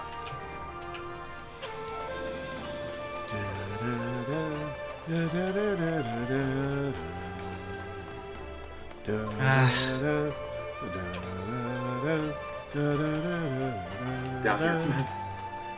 Man, when I first got to Kugane, I got massive nostalgia for a game series that was on the PS2 that I really loved called Way of the Samurai. Which it was they were relatively short games, but they had stories that would be branched by nearly every decision that you made, and you could result in some very different endings. Cool.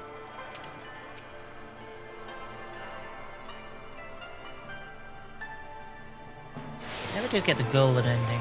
I should go do that. Oh, I did get the one by Hancock's place. You lied to me!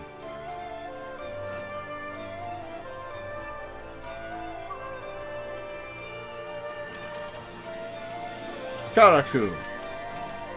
Come one, come all.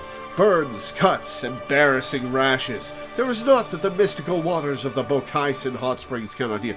If people are coming in with STDs to heal their rashes, I don't think that the water is safe to hang out in. Oh, what is that in your hand? Law, you're infecting me. I got lost and went down a dead end.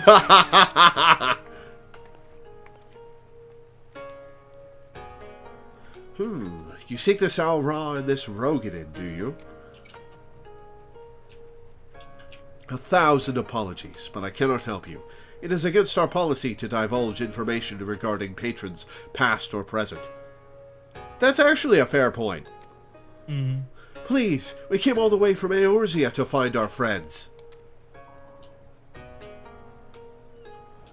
We have our reputation to consider, miss. Men and women from all walks of life come here in search of rejuvenation, body and soul. They seek privacy and discretion, and we have ever honored their wishes. Only the Sekisegumi may demand otherwise. I am sorry, but there is naught I can do.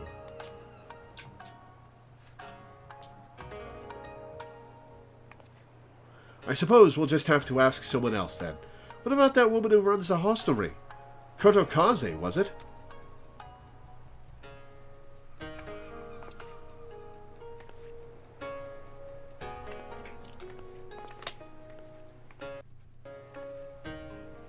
I just processed that Lise is wearing fully armored boots that stretch up to her crotch.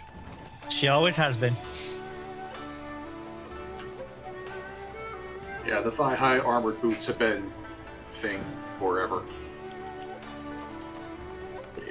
It's thigh-high greaves and boot shorts. Law, follow me. Where are you? We're just down the stairs at the moment. Alright, I'm coming. These NPCs here. He says, feels like I'm wearing nothing at all. Nothing at all. Nothing at all. Oh, I was wondering why there was another naked person here who didn't match. It's Milena. But the fact that his skin and yeah, and his underwear is very deliberately made skin tone. Now, talk to Kawashigi. Stupid, sexy Rogan. It is a Simpsons reference.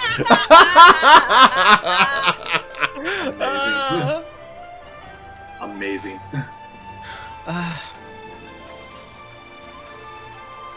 Sup, ladies? I will admit, in the past I have occasionally just come here to chill under the waterfall. It's good music. I've seen plenty of people take do some G posing under the waterfall. I don't think I can really do that right now because I think there's an NPC under there for me.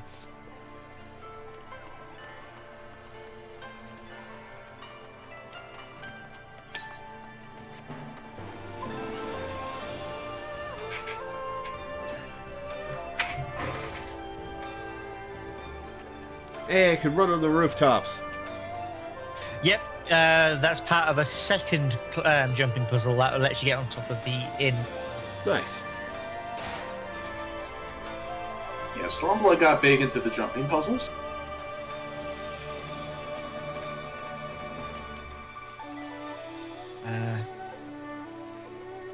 Shadowbringers introduced the ones in the Ishgard housing district. Endwalk has one as well. Welcome, traveler. Can I interest you in some rice wine? Exceptional quality. Delivered but the other day.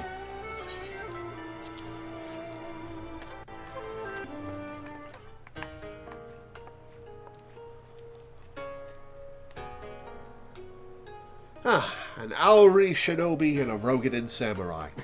If I may, I would answer your question with some few of mine own. If I speak of that which you know, Aegon, be not offended.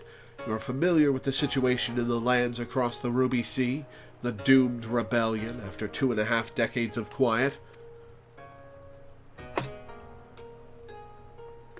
I see. And you are familiar with the ways of Hingashi, how we elect to stand apart and support no cause but our own. Indifferent and callous, some may call us, but pragmatism is essential if a humble island nation such as ours is to survive. But we are not fools. Complete isolation is impractical, and so Kugane is open to Aegon, and we are equally hospitable to all. Or, if I must speak more plainly, yes, I can help you, but if I do, I must also oblige the ones who ask after you. Are you willing to accept this fair and equitable treatment? If anyone comes looking for us, tell them whatever you like. As you wish. The 2 individuals of whom you speak did indeed come here. They sought passage across the Ruby Sea. Hello, Thor. Few ships are willing to make the trip at the moment. Nevertheless, I made several introductions on their behalf. That was the extent of our interaction. I will provide you with the names of the captains if you like.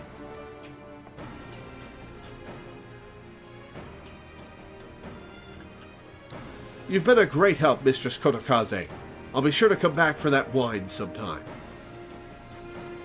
We would welcome your custom, miss. We should question these captains as soon as we can. You take the first 3, I'll take the rest, and we'll meet here when we've finished. All right? Good luck.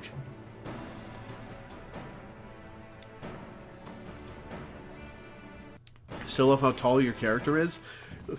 Listen, at this point, I'm so used to being this tall that everyone else feels short. Oh, by the way, this blue quest next to you is the hunt log, so you probably want to do that just to get it done. Well, it doesn't exist yet, so... Does it not? Blue quest? No. I don't think he's got the other hunts unlocked from Heaven's Ward.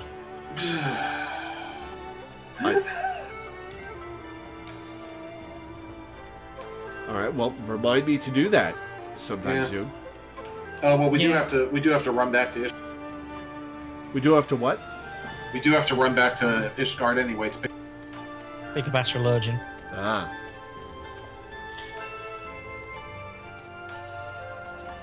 Which we are getting up on 4 hours, so now... Yeah, I think once we get to a stopping point with this quest line, we'll do that. We'll pick up Astrologian, and then...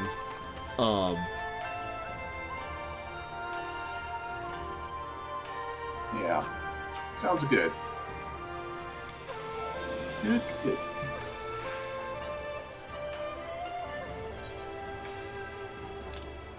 Oh, over there. Okay.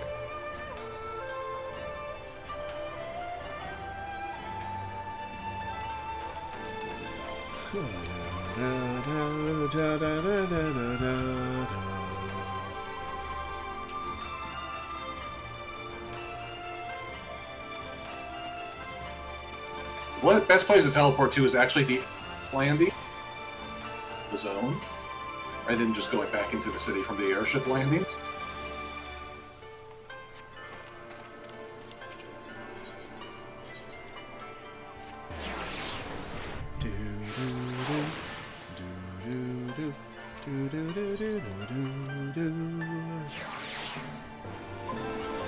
We are not synced up music-wise.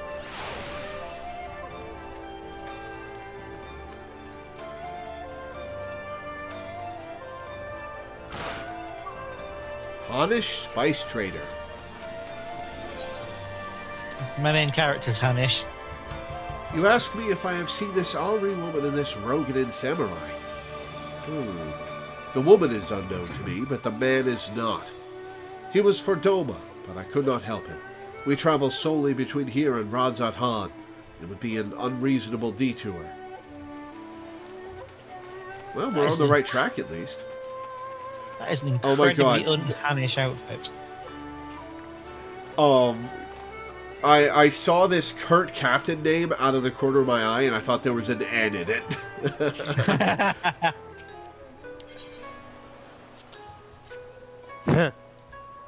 See. Yes, so a Roganin gentleman did approach me. He wanted to charter a ship to take him across the Ruby Sea, the mad devil. I sent him away, like all the others before him. The woman? Nay, I know her not.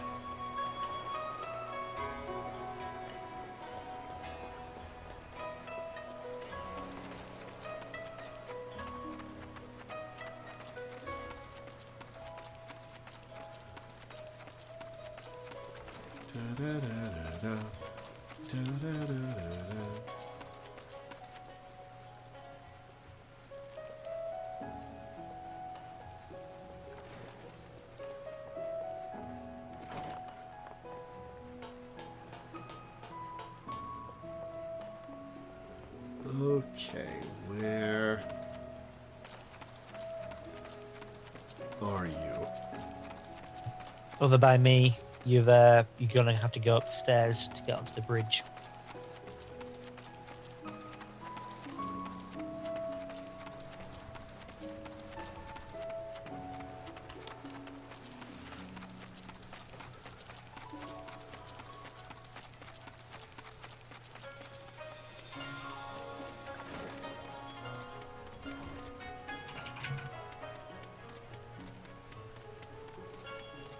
Ah, there you are. Trying to blend in.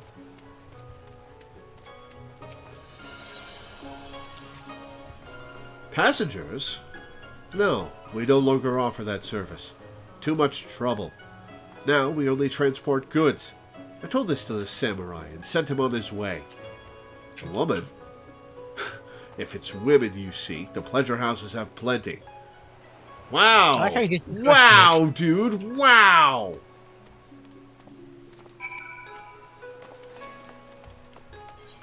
Alright, where are we headed?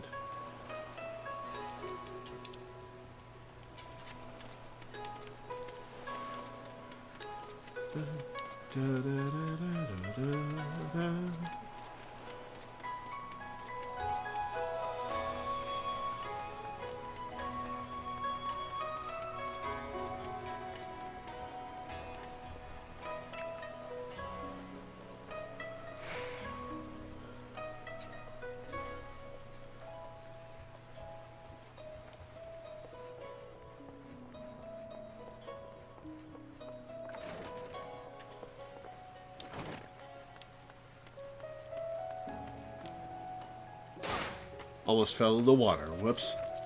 Is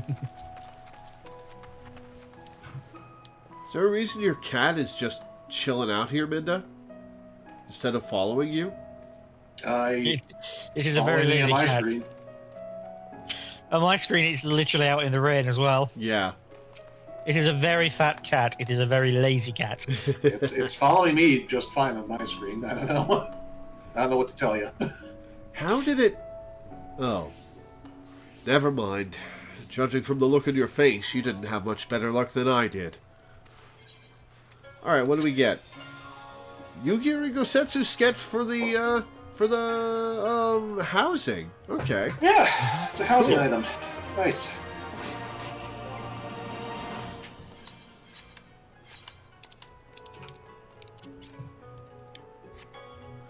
Alright. Do you think that's a good place to stop and go get Astrologian? Sure. I mean, the next bit would be like another 45 minutes. Yeah. Oh. Just the next bit would be another 45 minutes. To Foundation. Yay.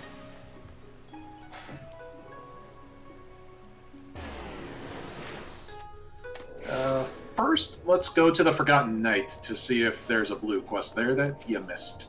For the hunt log? Yeah. So that's where it would be.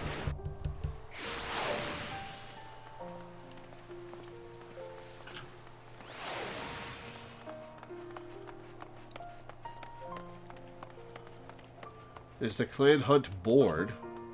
Also, it's not the hunt log. It's just the hunt. Is it? Do you see a blue quest on your mini map?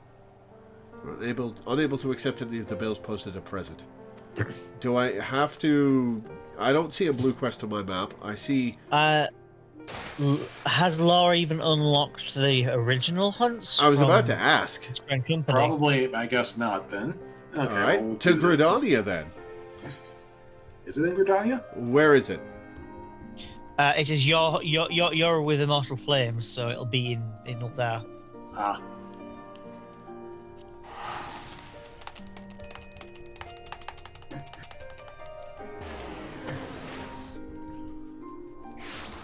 All right, is it in the Immortal Flames headquarters? Should be. Yeah. What's the name of the quest? It'll be the blue quest.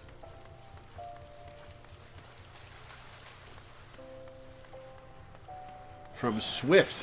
There's a Lalafell here called Wubba Lubba Dub Dub. Gilding the Bilious, Immortal Flames. Swift would give you an opportunity to raise your standing in the Immortal Flames. Not that one, then. Not that one, okay. Should be some guy over here. Nope. I see Hunt Billmaster. Oh, okay. I can interact with this hunt board. Do I have to complete hunts in A Realm Reborn to get later ones? No. No. Is there a tutorial hunt I have to do? No. No. I know there's I know that one of the quests for the Heavens Ward ones, as you're going up through them, is in Edelshire, but it doesn't start there.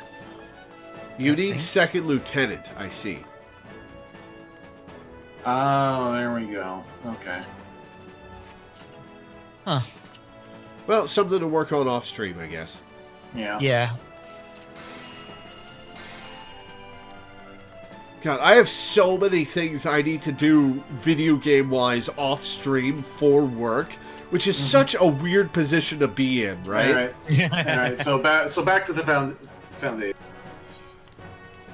You also need to rank up to get that squats animation. The Athenium Astrologicum.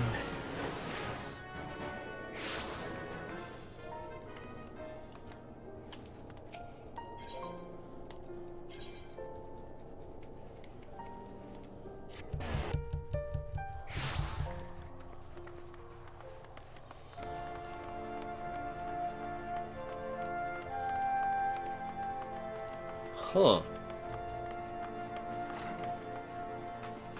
I feel like I've started this quest already. I see you wasted no time making your decision. Like I always say, the stars are never wrong. Alas, even a lifetime of study and training cannot unlock all the secrets written in those stars.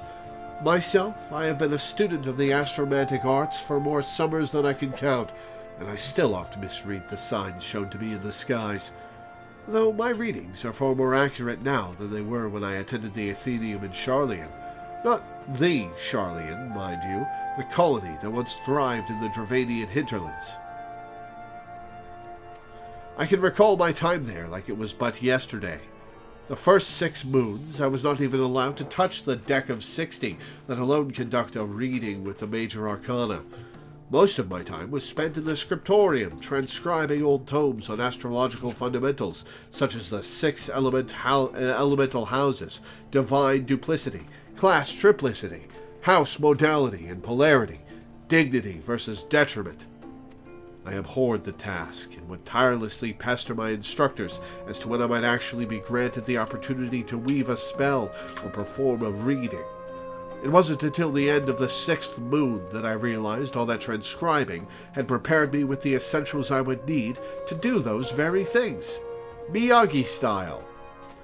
the positions of the celestial bodies within the 6 elemental houses, and their relation to the major and minor arcana of the Deck of 60. Therein lie the secrets to tapping the ethereal power locked in the heavens.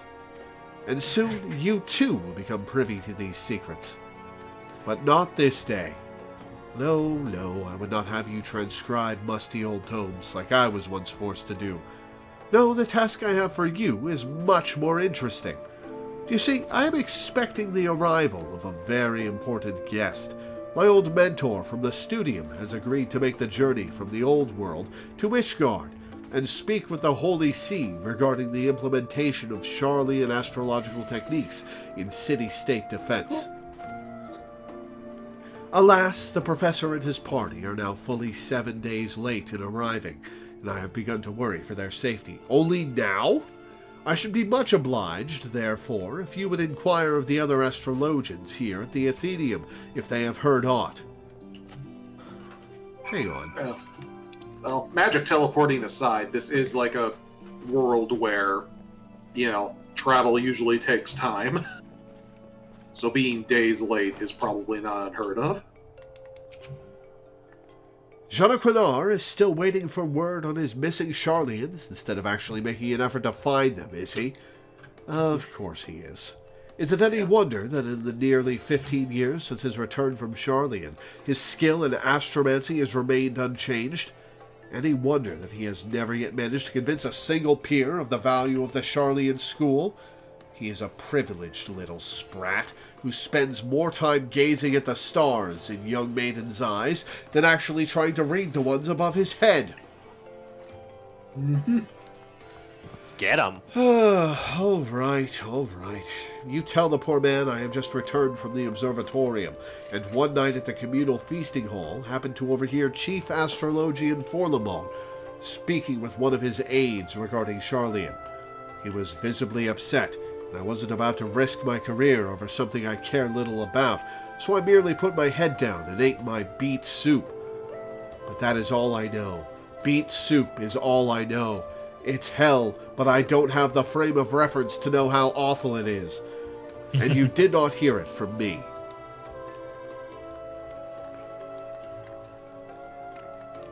Why did I jump down? They're in the building. Are they in the building? They're probably in the building. Yep. Me and Milena just having a riveting discussion. Why would Lord Jean-Aquinar think I had information on the whereabouts of a handful of unbelievers from across the blood-brine sea? I'm an astrologian, not a fortune-teller. You are kind of a fortune-teller. I cannot simply look to the... What the heck? Lore exploded. Yeah, what? My mic cord. I'll start this line over again. Why would Lord Jean-Aquinar think I had information on the whereabouts of a handful of unbelievers from across the blood-brine sea? I'm an astrologian, not a fortune-teller. You are a fortune-teller, really, Harit. I cannot simply look to the stars and scry the location of the Viscount's guests. Unless his guests are dragons, that is. I suppose, if anyone knew aught, it would be the observatorium. We here at the Athenaeum are but students dedicated to research. Those with any influence in our field are assigned to the astroscope. Let me guess. The good Lord Jean-Aquinar said he saw you in a vision, and that the stars told him that you were to study Sharlayan astrology with him. Am I close? You must be the 100th of his little pets to pester me this week alone. I harbor no ill will toward ignorant unbelievers, unlucky enough to find themselves caught up in talk of stars and fortunes. But you may tell that sorry excuse for an astrologian, for the umpteenth time, that I have heard naught concerning his imaginary friends from far-away Sharlayan. Just do not tell the Viscount I called him a sorry excuse for an astrologian, all right? No promises. All right, Jean-Aquinar. Is it Quinar or Quinard? Guys?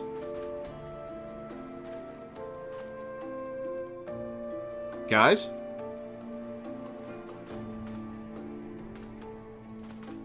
Testing. Oh, okay. My microphone took over the audio. Hang on. My microphone grabs the active audio device thing. How about now? Can you hear me now? Okay, I still can't hear you. Hang on. Discord has voice and video. Output device. Okay, there we go. I can hear you now. Okay, good. Yeah. We were able to hear you the whole time. But yeah, I've always said Janaquin nah, but who knows? Okay. It's not being voiced. But yeah, like, from our perspective, what happened was like, we heard you bump your mic cord, heard you say something, it's like, oh, I plugged it back in, and then I guess from that point forward, you could not hear us. Nope. It grabbed control of both my primary speaker and my Discord speaker. For some reason, my microphone steals control and becomes the primary audio output source whenever I plug it in, and I have to adjust that every time. My PS5 controller does that. Weird. Very weird. Anyway. Master Forlamore, and I thought this state could not get any worse. Oh, no, I'm not suggesting that meeting you in any way has been unfortunate. It is just it may not be in our best interest to be seen together as of yet. There are certain people in the sea who do not approve of my studies. Couple that with the fact that you are an outsider and an unbeliever, and, well, people may come to the wrong conclusions. This feels very silly now that I've saved Ishgard and become the most famous person in the city.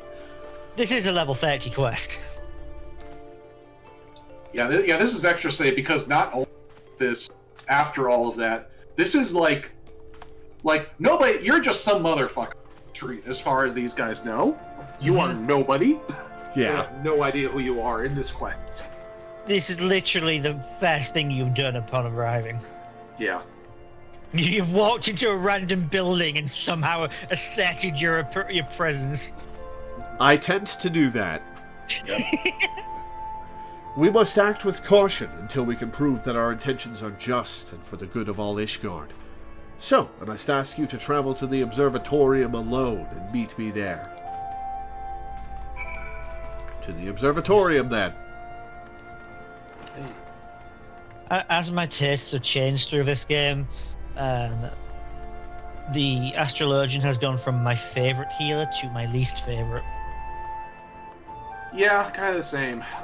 It was my favorite healer from Shadowbringers, and then they got rid of my least favorite. Wait, where are we going? The Observatorium. Okay, where the hell is that? That's south of Dragonhead. Oh, it's not in the city. Okay, right, Yeah. right.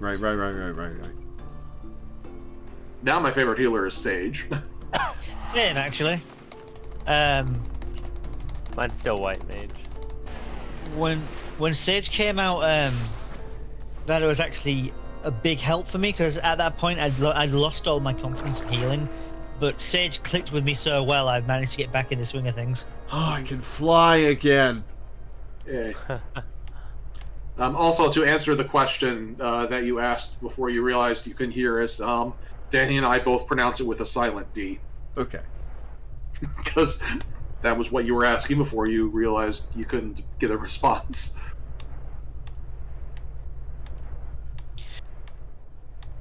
It's kind of funny doing this just after he's been mentioned in the MSQ. Yeah. That's what that was what reminded me of it, because it's like, oh yeah, we still need to deal with that motherfucker. Like, oh yes, he's a thing. Hey, motherfuckers, I'm riding a crab in your house. You cool with that? No? Good. Oh my god, I forgot about their stupid fucking hats.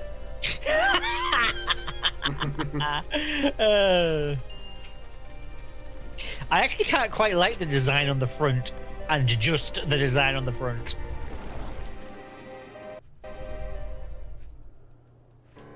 Ah, Lore. Allow me to apologize again for not accompanying you here. As for our business with the chief astrologian, you may leave the talking to me. Janaquinar, might have known it would be you. Who else would be so indecent as to drag an outsider into this holy place of observation? You have always had an unhealthy obsession with the foreign. 'Tis why you are as worthless to the Athenium now as you were when you returned from that heathen city a decade and a half since. Yeesh. But the stars, they can serve us in other ways than merely revealing when the Horde will attack. Their powers can be tapped. The ether within can be used for... The ether should be left be. Has history taught you naught about the folly of the Nimians, the Amdapori, the Maki? Mine uncle, the Sharlians have been wielding astromancy for ages without disrupting ethereal balance.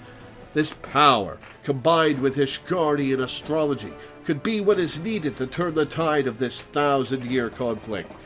So this is the machinist quest line, in other words. Moreover, I have reason to believe that our masters at the Vault agree, as they have given me their blessing to continue my research. I did not come to trade barbs with you, Nuncle. Let us save that... Nuncle? Let us save that for another time. I am here because it has come to my attention that you may have information as to the whereabouts of Professor Mace and his party from Sharlian.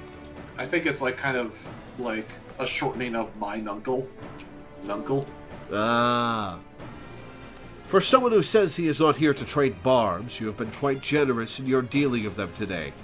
If it means you will leave and allow me to return to my work, then I'd be more than happy to let you know what information found its way to my desk just yesterday morn. Serpent Reaver sightings and foul weather prevented the professor's ship from entering the Strait of Merlthor, where they would have made their way up the Maiden and into Kurthus. After detouring around the south of Vilbrand, they finally disembarked at Vesper Bay, where they took the land route along the Royal Allegan Sunway to the Black Shroud.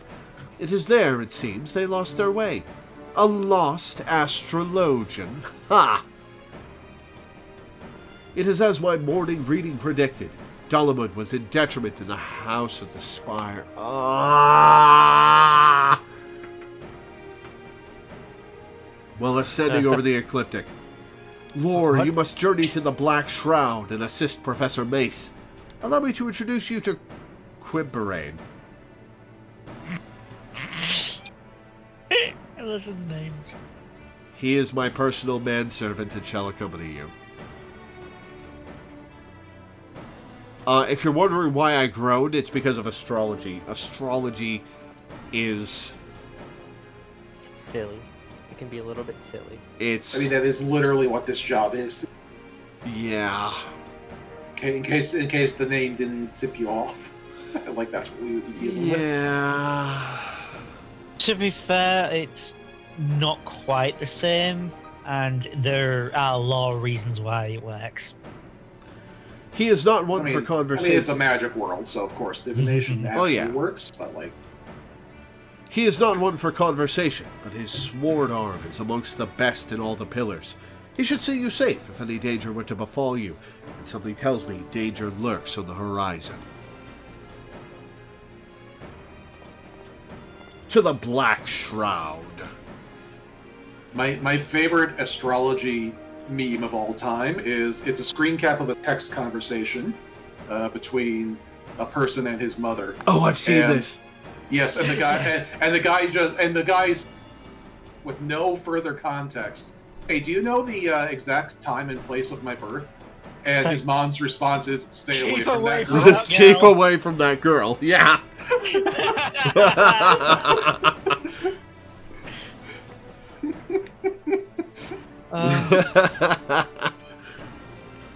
It is a pleasure to serve you, milady.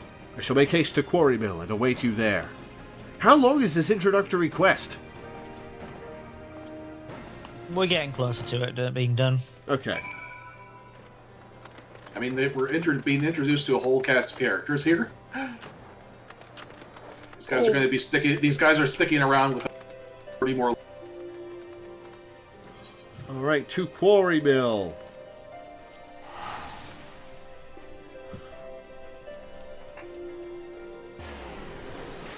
Astrology falls into kind of a category of general mysticism that I like to call the keep it to yourself category. In the sense that if you want to use it to self-reflect and evaluate things and use it to gain a different perspective on your circumstance or some such, great, fantastic. I feel the same way about tarot. If you're going to start using it to try to determine things about other people, stop immediately. Yeah, just shut the hell up, yeah. Milady, I have questioned the residents of this hamlet and learned that a party of queerly dressed outsiders passed through not but a bell ago. It should not prove overly difficult to find them now. But before we begin, might I ask a moment of your time? I will not dare utter aught ill of my master, but his recent fixation with finding a protege, I believe it ill-considered. This passion, however pure, has left him with more than one enemy within the astrological community. Lord Forlamon has seen to this. I fear not only for how his name might be sullied, but for his life. I beg of you, pray do not drag him any further down into this quagmire. Let him quietly dabble in his dream, but let it remain at that, a dream. No good will come of encouraging him. It will only hurt the Viscount and his family. You must remember that while I serve Lord Janaquinar, it is his uncle, the Count, who employs me. Now, as for the task at hand, I suggest we find the wayward travelers and hurry back to our respective hearths. I shall lead. But I ask you to take the rear and see that none might take us unawares. Well, you said you were going to lead, so there's really no other place for me to be.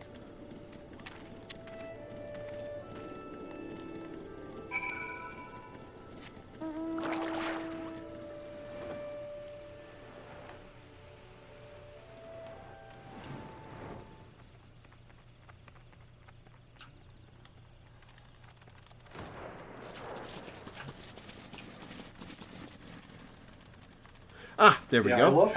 I love how all three of the Heaven's Ward job quests have very heavy fuck the police vibes.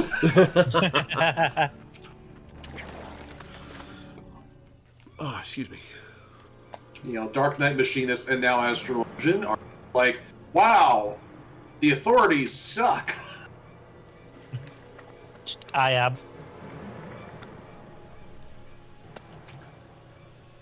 These are the Charlians we seek, and it appears they have found themselves some trouble. Unhand my grandfather. Ah, feisty. We'll fetch a fine price for that one from the pleasure barge captains. Gross.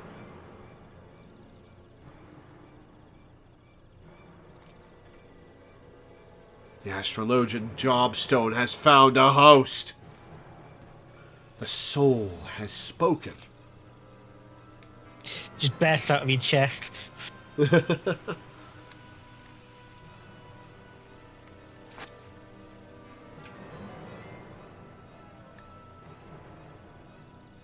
Grab the old man. These wizard types carry on them all manner of begemmed baubles and golden trinkets. I could have fireballed these people at any point.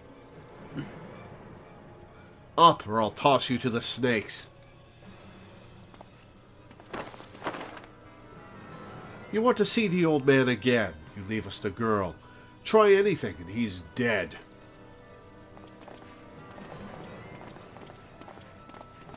They don't have their weapons drawn. I could fireball them at any time.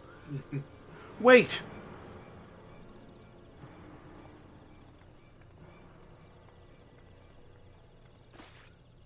She's not even she doesn't even have a traditional weapon. She's a conjurer.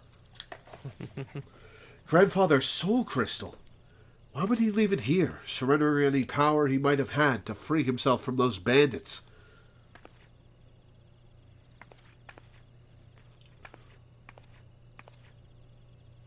Unless you were the one he saw in his reading before we left the old world. But that was more than a moon ago. My grandfather scried from the cards that he would serve as the bridge for countless souls to be passed to another. Might you be that other? That's me. These men of the forests are careless. Tracking them will be no difficult feat. I shall follow and strike before they have time to regroup in numbers.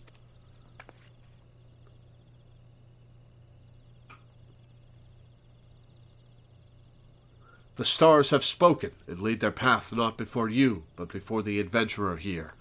Well, I'm going to agree with Quimberlane. We can definitely catch up to these guys and fuck them up pretty quick.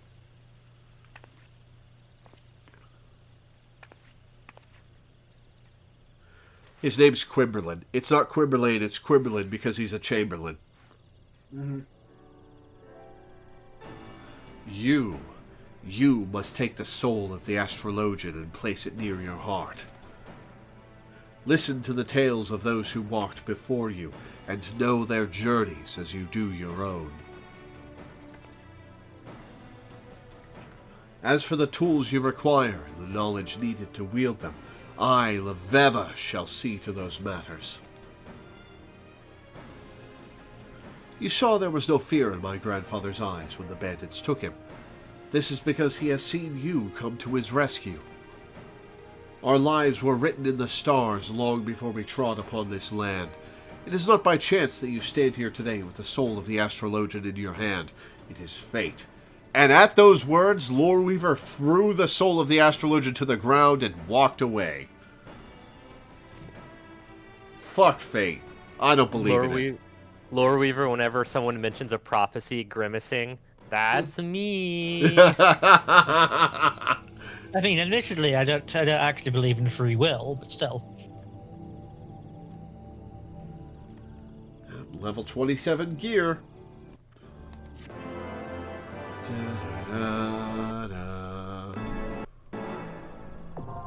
Astrologian unlocked.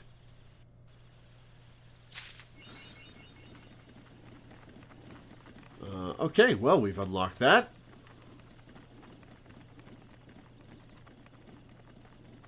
I think you should do this next quest because I'm pretty sure it has an ability. Pretty sure it what? Pretty sure it has an ability tied as a reward. Okay. So we gotta fuck around with Toolbar. Joy of any new job. Must we? I'm very hungry. We can always wait for another time. At least check to see if there is indeed a reward for this quest, because if there is, we should do it now. If there isn't, next week. Or if it isn't, it can wait till like we do some off-screen leveling, and then we can muck around with it.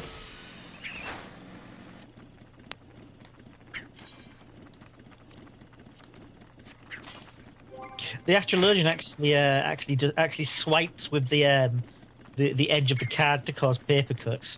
It's the sage that just slaps. Okay, character. Star Globe. Insufficient armory chest space for class change. I don't want to manage this right now. Let's just end here. I'll do this off stream. Equip the thing so you can see the thing. I need to know this one question about this quest, and I can't. Mean, he can just talk to the. Well, he can't talk to the quest giver until he equips the astrologian globe. There is not an ability from this quest. There's not an ability for it. Okay, we can mess with this off stream. Okay. Yeah, we can fix your inventory again, because by God, man. Yeah, because you can see the rewards even if you have access to. Oh, there it is. Yeah. Okay. So yeah, we can do this quest later. In fact, we can level up off stream and do a couple of quests later. All right. Well, in that case, that's where we're going to end for today. Newtown is pretty cool. I like it. I like the aesthetic. Yeah. Very cool. Very cool. Yeah, so that's where we're going to end for today. I'll read my schedule and get off. Before I do, I would like to plug a couple of things. If you're watching this on Twitch, I have a YouTube channel where I upload all my streams. Every stream I do goes up on YouTube the following day. And you can watch anything I've played over the last 7 years. There's a lot of different games I've played, lots of different stuff. Hell, even if the only thing you care about is Final Fantasy XIV, you can watch all the stuff I've done for 14 over the last year and a half. God, it's almost been 2 years, hasn't it? And you're halfway through the game, smiley face. That can be found with the !YT command in Twitch chat, or just at Loreweaver on YouTube. If you're watching, I would say closer to a third of the way done. You'll be halfway done. Finish 4.0. If you're watching on YouTube, I have a Twitch channel, twitch.tv/Loreweaver15, which you can also find in the description of the YouTube video. Come watch me live. I stream almost every day at 1 p.m. EST. I stream Final Fantasy XIV every Saturday at 1 p.m. EST. I love having people in chat to talk to. Come hang out. Have a good time with us. It's a great time. Finally, I would like to plug my Patreon, which you can find either in the description of the video with the !Patreon command in Twitch chat, or just go to patreon.com/LoreweaverStreams. I make my living off of Patreon. It's my sole source of income, and I make enough to pay my rent and my bills, but I don't make much beyond that. And I'd really like to have something for emergencies, for medical emergencies, for if I need to replace stuff, the works.